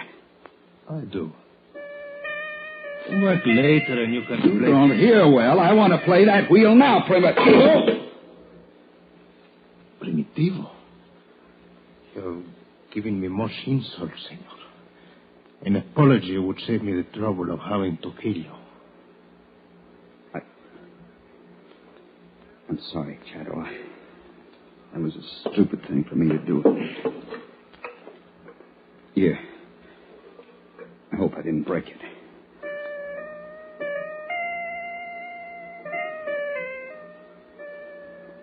Well, it is all right. I lost my head. You lost a friend. I said I was sorry.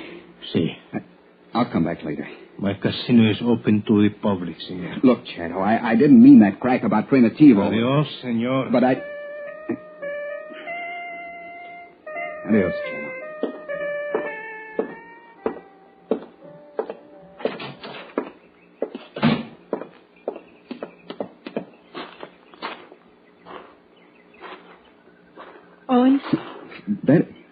I followed you here, Owen.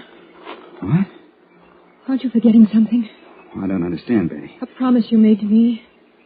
Oh, of course, but this won't be gambling, Betty. No, then what will it be? You don't understand. I've got a curse on me. I've got to find out if it works. And if it does? Then I'll be rich. I can't lose. You can lose me, Owen. And if you break your promise about gambling, you will. Betty, wait. Betty, please try and understand what... Oh, for the Lord. Owen, you're a fool. Captain Markham. You're taking a big risk with that girl. She means what she says. She'll get over it. She's just worried that I'll gamble away the plantation or something. She doesn't understand about... About the voodoo curse of Selena? How did you know about that? If I told you all I know about Selena, it would turn your stomach inside out. She's pure evil, lad. I learned that 10 years ago. Her curse will destroy you. The curse of winning? That's a nice way to be destroyed. There's no nice way to lose your soul. Just what is it you know about Selena? Nothing you'd believe now. But I know she wants you, and she may get you. And if that happens, may God have mercy on you, because she won't.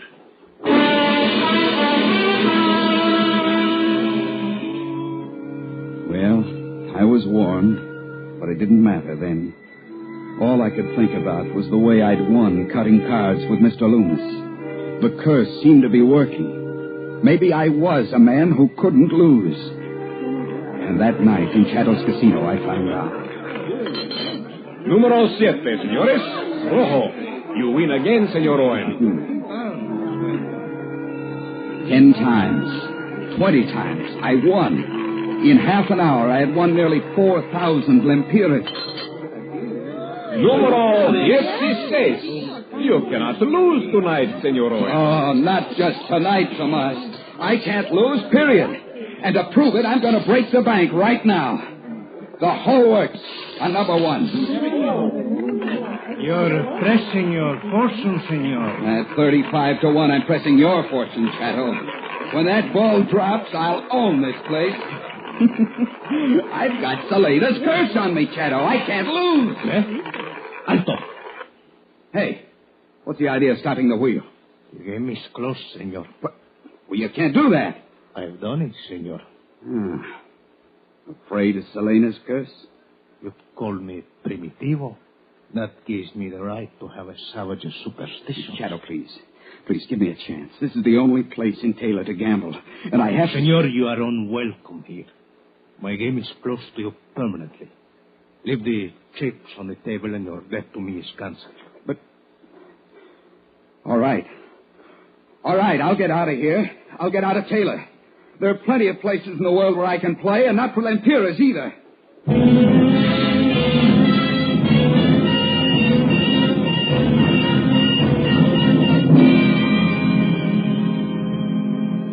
So, Owen is gambling at the casino. And winning. Selena has him bewitched right enough. Isn't there a way we can stop this? Well, lass, it depends on Owen. If he has the will to stop gambling, yes. But if he doesn't... Owen. Mr. Loomis, will you buy my plantation? Oh, and you don't mean that. You can have it at a bargain. It's worth $20,000. I'll sell it to you for $10,000. No. Owen, you worked for 3 years. Betty, I can run that $10,000 into millions. Don't you understand? But not here. I've got to go where the money is. Monte Carlo, Deauville. No, I will not let you do this. You won't. Well, you're taking a lot on yourself, Mr. Loomis. Haven't I always, Owen? You're like my own son. You know that. I can't let you throw away your life on this crazy... I'm tired of having everyone tell me what to do. All I want to know is what you'll give me for my plantation. Name your price. Nothing. Nothing? Betty, talk to him. This is our chance to be rich. I can make enough for all of us, but I need a stake. You have enough money now, Owen. If you don't throw it away... Throw it away? I'm going to turn it into a fortune. You call that throwing it away? You don't get anything for nothing, Owen. But I tell you, I can't lose. The curse works. I've tried it. Even if it works and you can't lose, it's still a curse, lad. There's no happiness. Shut up, shut up. I won't listen to any more of this sanctimonious drivel. Mr. Loomis, give me $5,000. No, not 5 cents, Owen. But you've got to. There's no one else. All right, now, listen to me. I'll give you $20,000 for your plantation. Well, that's more like it. On the condition that you stay here in Taylor for 6 months to think it over. 6 months? Yes. And if you still want to leave, You're out of your mind. I'm leaving on the next boat, and you can't stop me. I can. I'm a big man in Taylor, remember? Before you get your clearances from all the ministries and the national police, I can have you wrapped up in so much red tape you'll never get away. It won't work. It will work. And for your sake, I'm going to make arrangements tonight. Now. No, you can't do this to me. I'm doing it for you, Owen. That's the difference. No, I won't let you do it. Now, let me pass. I said no, get back. Mr. Loomis. I'm sorry. No. Lass, what is it? Oh. What's the matter? Is he hurt? He's dead.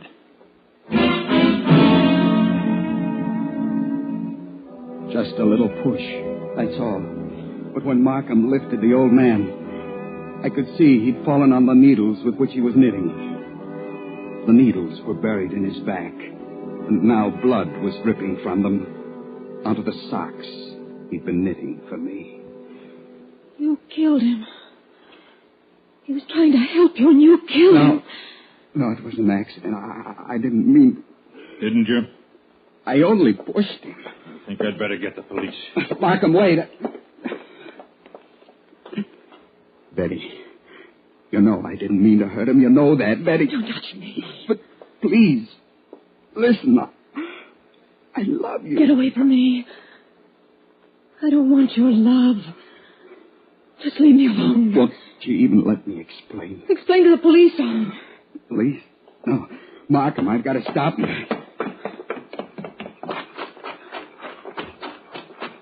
Markham, stop! Markham, please help me. They'll hang me. They sure will. But you know it was an accident. You can help me get away. Your boat. My boat to get away? I'd scuttle her first. Markham, I'll give you anything. Money. Get it through your head, Owen. You killed one of the finest men that ever drew a breath. But it wasn't my fault. It was a curse. Please, Markham. We're friends. You don't have any friends. Not now. Except maybe Selena. Selena? Yes, Selena. She could hide me in the jungle. Aye, for the rest of your life. All right, Owen, go to her. She'll take you. I'll let you go. It'll be a worse punishment than hanging.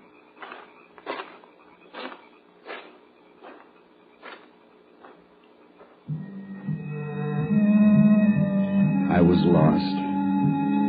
One moment I was a man with friends, a sweetheart, a future, a man who couldn't lose. But now I was alone in a world of hate, with nothing to hope for, not even my life, unless... Yes. I turned and I saw her, Selena. She was standing at the edge of the jungle, smiling, evil. She was waiting for me.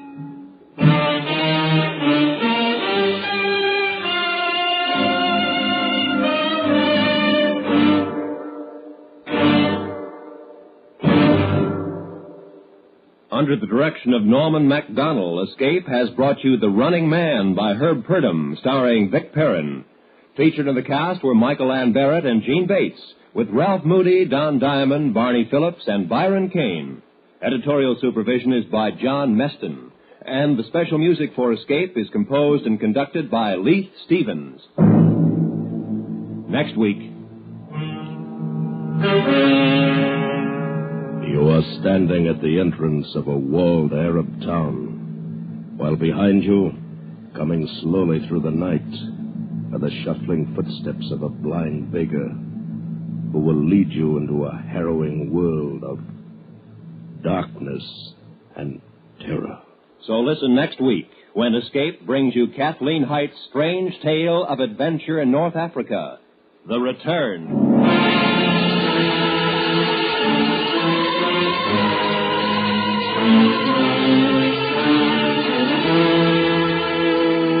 Tomorrow night, hear Herbert Marshall as Frankenstein on CBS Radio Suspense and Viva Zapata on Lux Radio Theater. Remember, Suspense and Lux Radio Theater tomorrow evening on most of these same CBS radio stations. Stay tuned now for Robert Trout with the news, which follows immediately over most of these same stations. Roy Rowan speaking. This is Peggy Lee. Your vote counts. Hear the election results on the CBS Radio Network.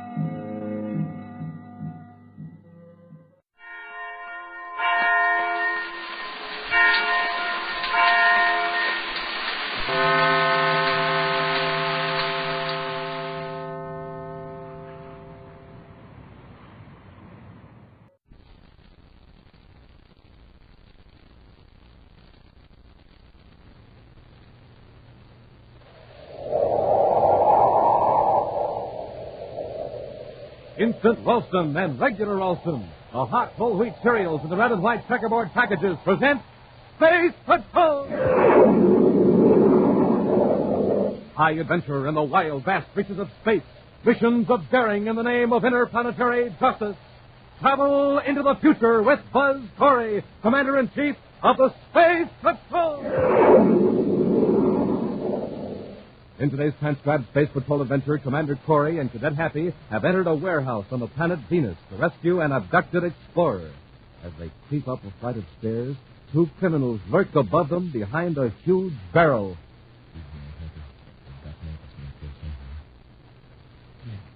The top of the stairs.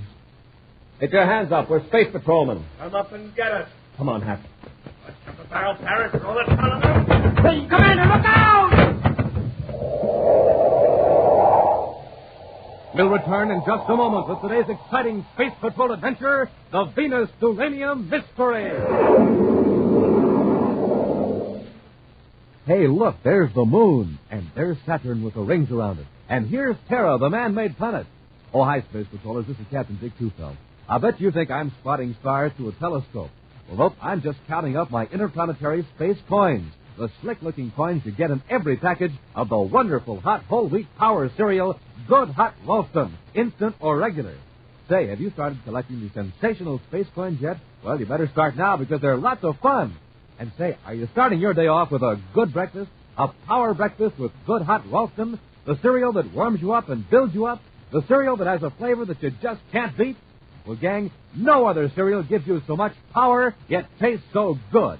That's why Commander Corey made Good Hot Ralston the official hot cereal of the Space Patrol. So be real Space Patrollers. Every morning, eat Good Hot Ralston, instant or regular. And remember, Good Hot Ralston comes in new packages now, with a picture of Commander Corey or Cadet Happy on the front and a swell interplanetary space coin inside.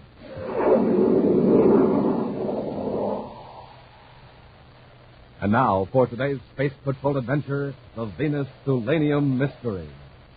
In Commander Corey's central office at Space Patrol headquarters on Terra, Cadet Happy is so absorbed in looking at designs for a new spaceship, he isn't aware that Buzz has entered and is standing beside him at the desk. I can rock it. Think it'll get off the ground, Happy? Will it? Why, it's the slickest... Gee, Commander, I didn't hear you come in. Well, that's all right. I left them out because I thought you'd be interested. Oh, by the way, I had to call off a demonstration of the new type spacesuits for this afternoon. Hmm? What happened, sir? I got a message from an old friend of mine, Frank Michelson. Oh, isn't he the former Space Patrol agent that became an explorer? Well, that's the one. There have been some rumors around that Michelson found a big uranium deposit on Venus. Apparently it's true. Uranium? Say, if it's any kind of a strike at all, Michelson can take it easy the rest of his life. Well, Frank Michelson wouldn't take it easy if he was the richest man in the universe. His message wasn't very informative, but I gather he expects a little trouble. Over uranium? I would be surprised. It's rare enough to make a lot of people willing to take chances to get their hands on it. Well, we'll know the whole story when Frank gets here. He's due at 1500. Meantime, in his room at the Terra Space Hotel, Frank Michelson dictates some correspondence into a tiny micro-tape recorder, a machine that's almost entirely engulfed in his huge hand. Red Brinkerhoff, President, Interplanet Mining Company, Mercury City.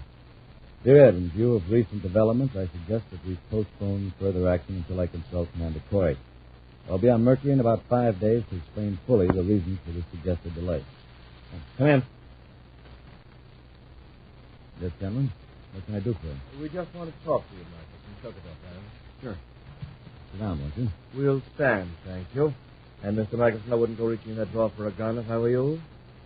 Mr. Parrish here has a blast gun, and I have something almost to the same. I gather you're Jake Zalabon. That's right. Coming with it. Is that so? All right, Michelson, get up. And don't try anything like that again. I think this will take the fight out of you, Michelson. Hold still. Nothing to worry about, Michelson. Just an electro-injection of propofol.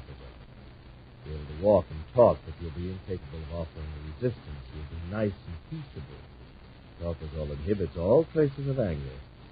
Now stand up. Stand up, Michelson. What are you going to do with me, Zalabon? You'll accompany Parrish and me to Karazhan in the Venus jungle. I have a hunch the selenium deposits aren't too far away. You passed through Karazhan a few weeks ago. Yeah, we can work on you there without any interruptions.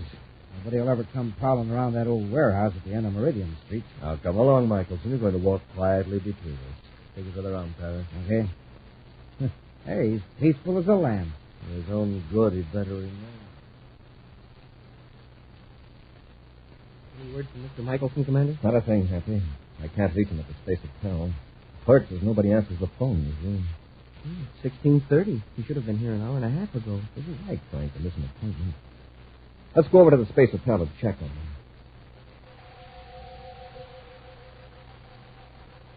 A few moments later, Buzz and Happy are examining Frank Michelson's room.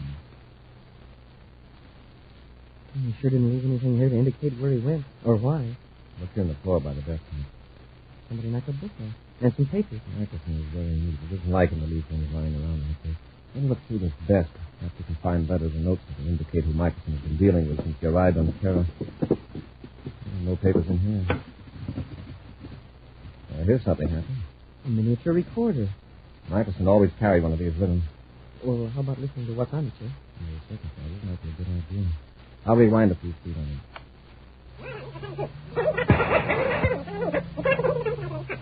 No. Red Brinkerhoff, President, Interplanet Mining Company, Mercury City. Michelson's voice. Dear Ed, in view of recent developments, I suggest we postpone further action until I consult Commander Corey. I'll be on Mercury in about 5 days to explain fully the reasons for the suggested delay.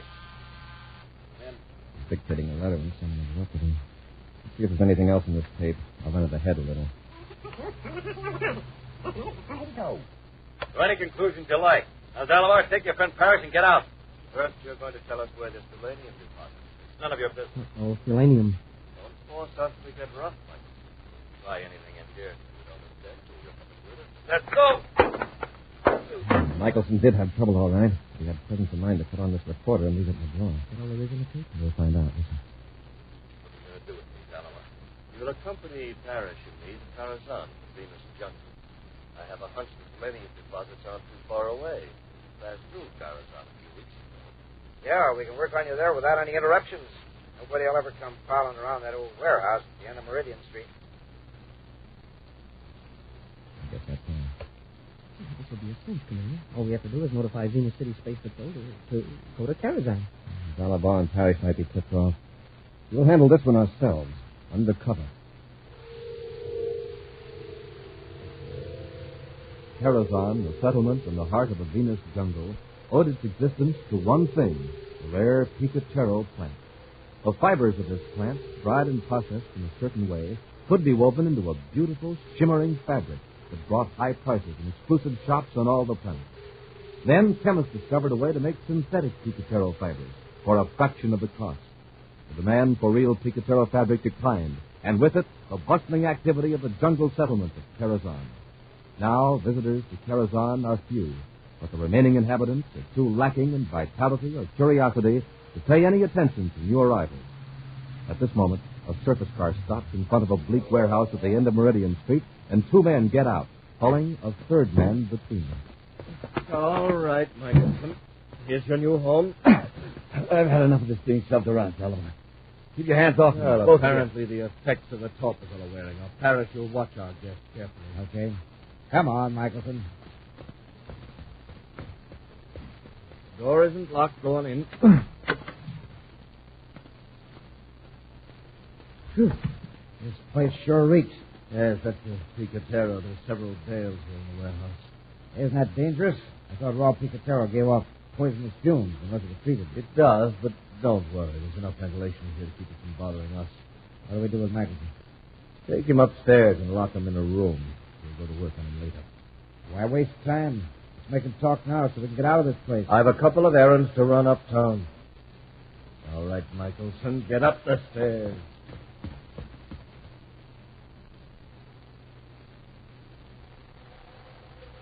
Two hours later, a private space cruiser lands at the small, run-down, spaceport at Karazhan, and two men in civilian clothes get out. Casually, they wander around the sleepy town, apparently two visitors on an aimless stroll. Eventually, they reach Meridian Street and continue down past a row of abandoned warehouses.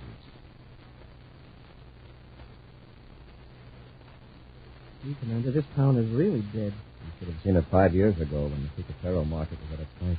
A regular boom town then. Oh, that must be the warehouse we're looking for.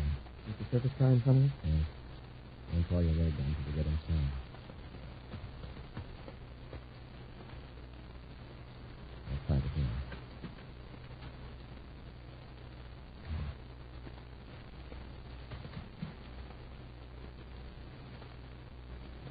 Nobody inside. Commander, it sounded like it came from up above. Got here just in time. Up the stairs. Quiet.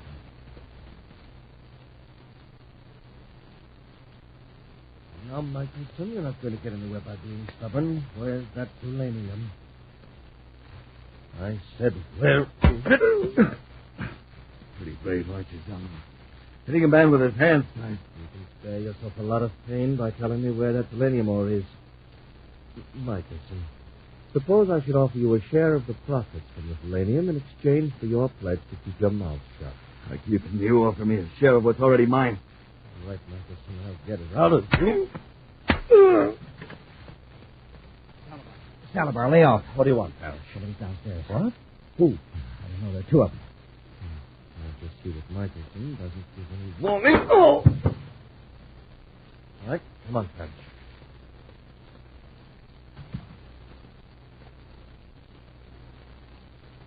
Down on the stairs. What do we do, Russia? Oh, they might be on. I won't be able to see us until they get to the first landing. We'll sneak down to that big banner at the head of the stairs. I got you.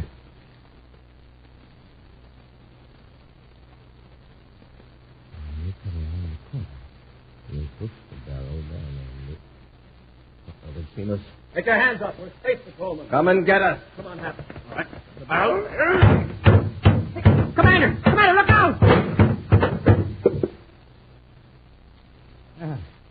That takes care of both of them. Okay. Go get Michelson. Bring him out here. I'll go down and get their weapons.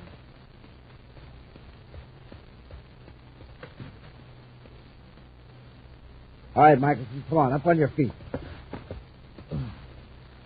We got something to show you. Move lively.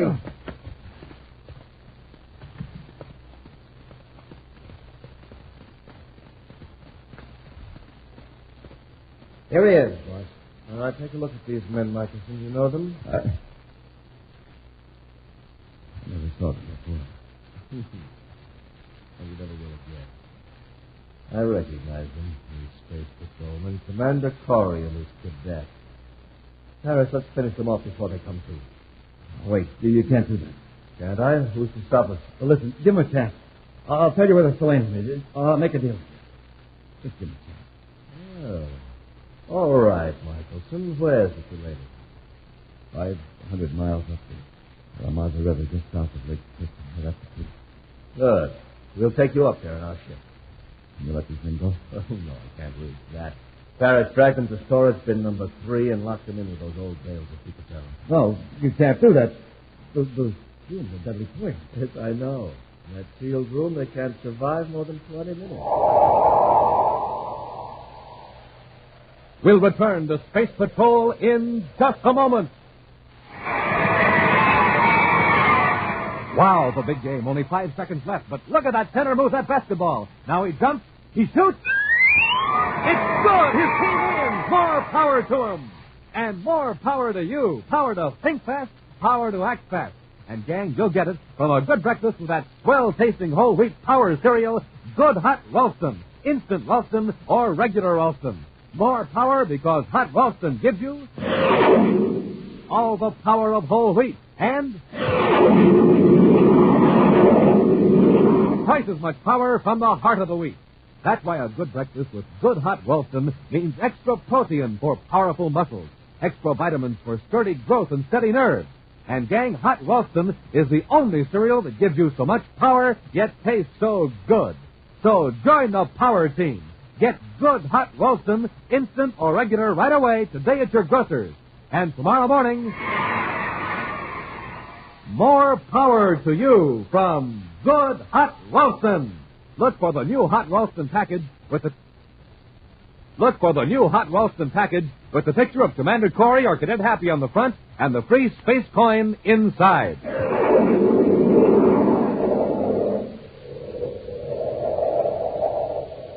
And now, back to our Space Patrol adventure, the Venus Tulanium Mystery. In attempting to rescue Frank Michelson from a warehouse in a jungle settlement on Venus, Buzz and Happy were knocked unconscious by Zalabar and Parrish, 2 men attempting to learn the location of valuable Tulanium deposits. Michelson divulged the location of the rare mineral upon Zalabar's promise to spare the lives of the space patrolmen. But on learning the secret, Zalabar went back on his word and locked Buzz and Happy in a storage vault containing rotting bales of picatero, knowing that the fumes are deadly. Zalabar and Parrish are now on their way toward the Aramazo River with Michelson to check the truth of this claim.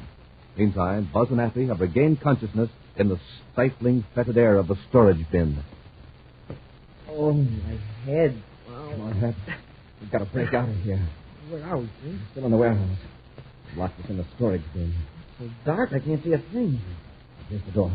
Let's see if we can get it open. My lungs. Smoking rockets. What's that odor? Picatero. If it isn't cured properly right after it's cut, it produces poisonous fumes. And this stuff is supposed to be valuable? Oh, we don't stand a chance of breaking down this door. We're getting weaker every second. And the worst of it is nobody knows we're here. Hap, look up at the ceiling. It's a blur, Commander. My eyes burn. All I can see is a dim blue light. The sky. If we can get up there, we could break out onto the roof. Yeah, but how do we get out? We climb up the bales. Stack it nearly to the ceiling. If I can make it. We're getting weak. We've got to make it. What was that? Something. A piece of metal. Oh, it's a bar with a hook on the end. Back around one of these bales. We can use it to break the skylight. Start climbing, Hap.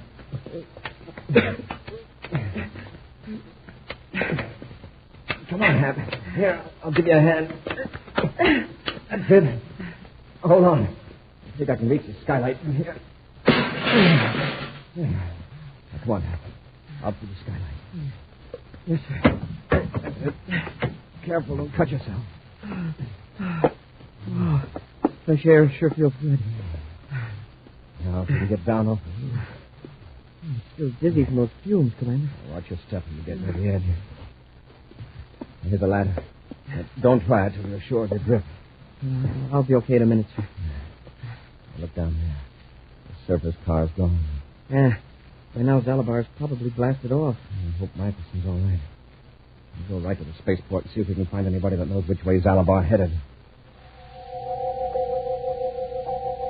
High above the lush jungle of Venus, a spaceship heads westward. Zalabar watches the terrain through a viewscope, while Parrish scans the chart. We ought to be over the Aramazo River pretty quick. And then we turn north, is that right? Yeah. Follow the river to Lake Crystal. If Michelson's telling the truth. Well, if he isn't, we'll get it out of him somehow. Speaking of Michelson, are you sure he's tied up tightly back aft? Yeah. He won't give us any trouble. If we don't find that Tulania, we'll give him plenty of trouble. That's for sure. Meanwhile, back in the jungle settlement of Karazhan, Buzz and Happy sit in the littered office of a portmaster. What's keeping that portmaster? Sure they couldn't take them this long to go out to the repair shop and find the mechanic. Maybe they both went fishing. We'd only get one clue in the direction Zalabar's ship. Commander, a word keeps coming back to me. I think I heard it while we were lying on the floor of the warehouse. What is the word, huh? It was an odd sounding one.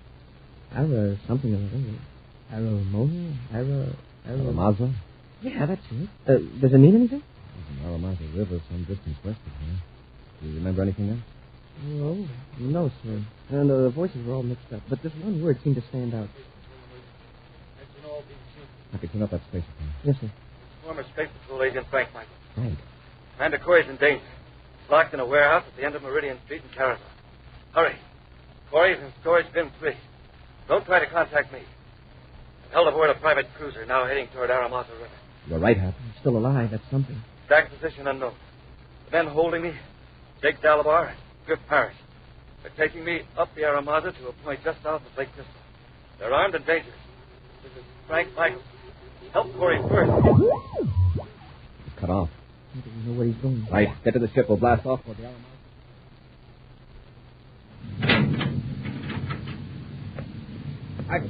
Michael, you asleep? Oh. Wake up! What do you want? I just want to check something. Hand's still tied. I'll make sure. It's the cabin.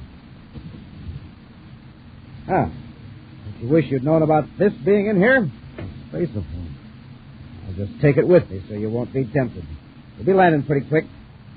Then we'll see if you were telling the truth about the Tulania.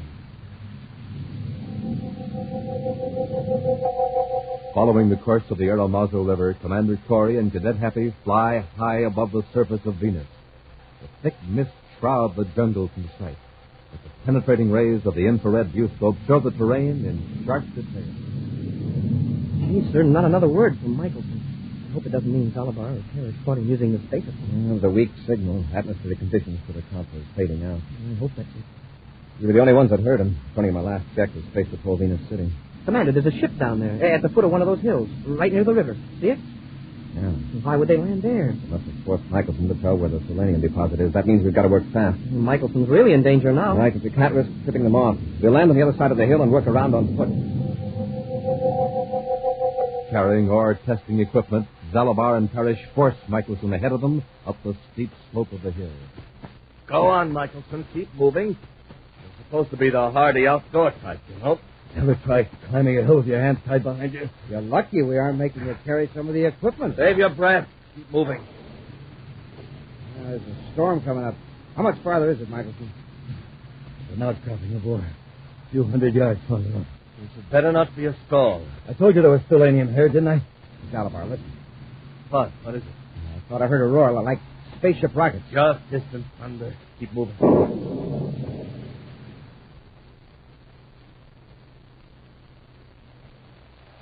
Start working our way up the slope, Happy. I want to be above them when we contact them. Yes, sir. Somewhere the other side of that ridge. You think they heard our rockets when we landed? I hope not. That storm may have helped us. I'd like to get this job over with before that storm hits us.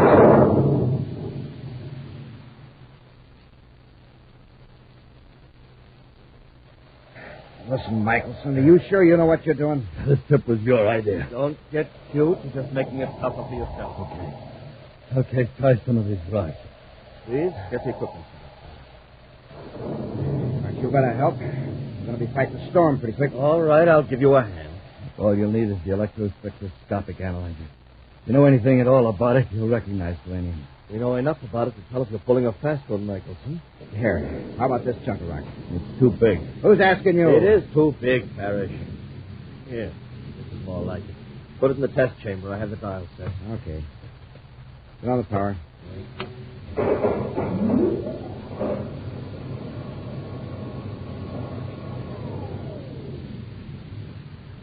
It's high-test selenium. Now you satisfied? You believe now I was telling you the truth? Yes, Michelson. Yes, there's no doubt about it. This land is rich in selenium. We'll make a fortune. Now, let's go back to the ship, huh? Presently. First, there's something we must finish, you and I. Are you forgetting, Pat? Oh. You want to do it here, huh? Why not? Michelson will serve his purpose. You've decided against his partnership with Huntington. Yes. In view of a few things that have happened, your continued existence Might prove embarrassing to me. You're referring to what you did to Corey, for example. Yes, but it's getting late. Parrish, your blast gun, please. Sure. Here, boss. Hold it, Zalabar. Take care of Parrish, Happy. Yes, sir. All right, Zalabar, had enough? Yes. Yes, Corey. Parrish, how about you? Apparently, Mr. Parrish isn't speaking to us. Are you okay, Frank? Yeah, fine, thanks. It seems like old times to see you charging into the rescue, Bud. You get returning past favors, huh? Happen I heard your spacephone signal after we broke out of the warehouse. Oh, so you got out by yourself, huh? I might have known it. Happy, untie Mr. Michelson, then we'll take our prisoners to the ship. Yes, sir.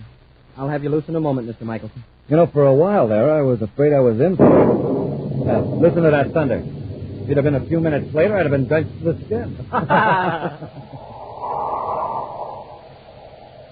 An action preview of next week's exciting Space Patrol adventure in just a moment.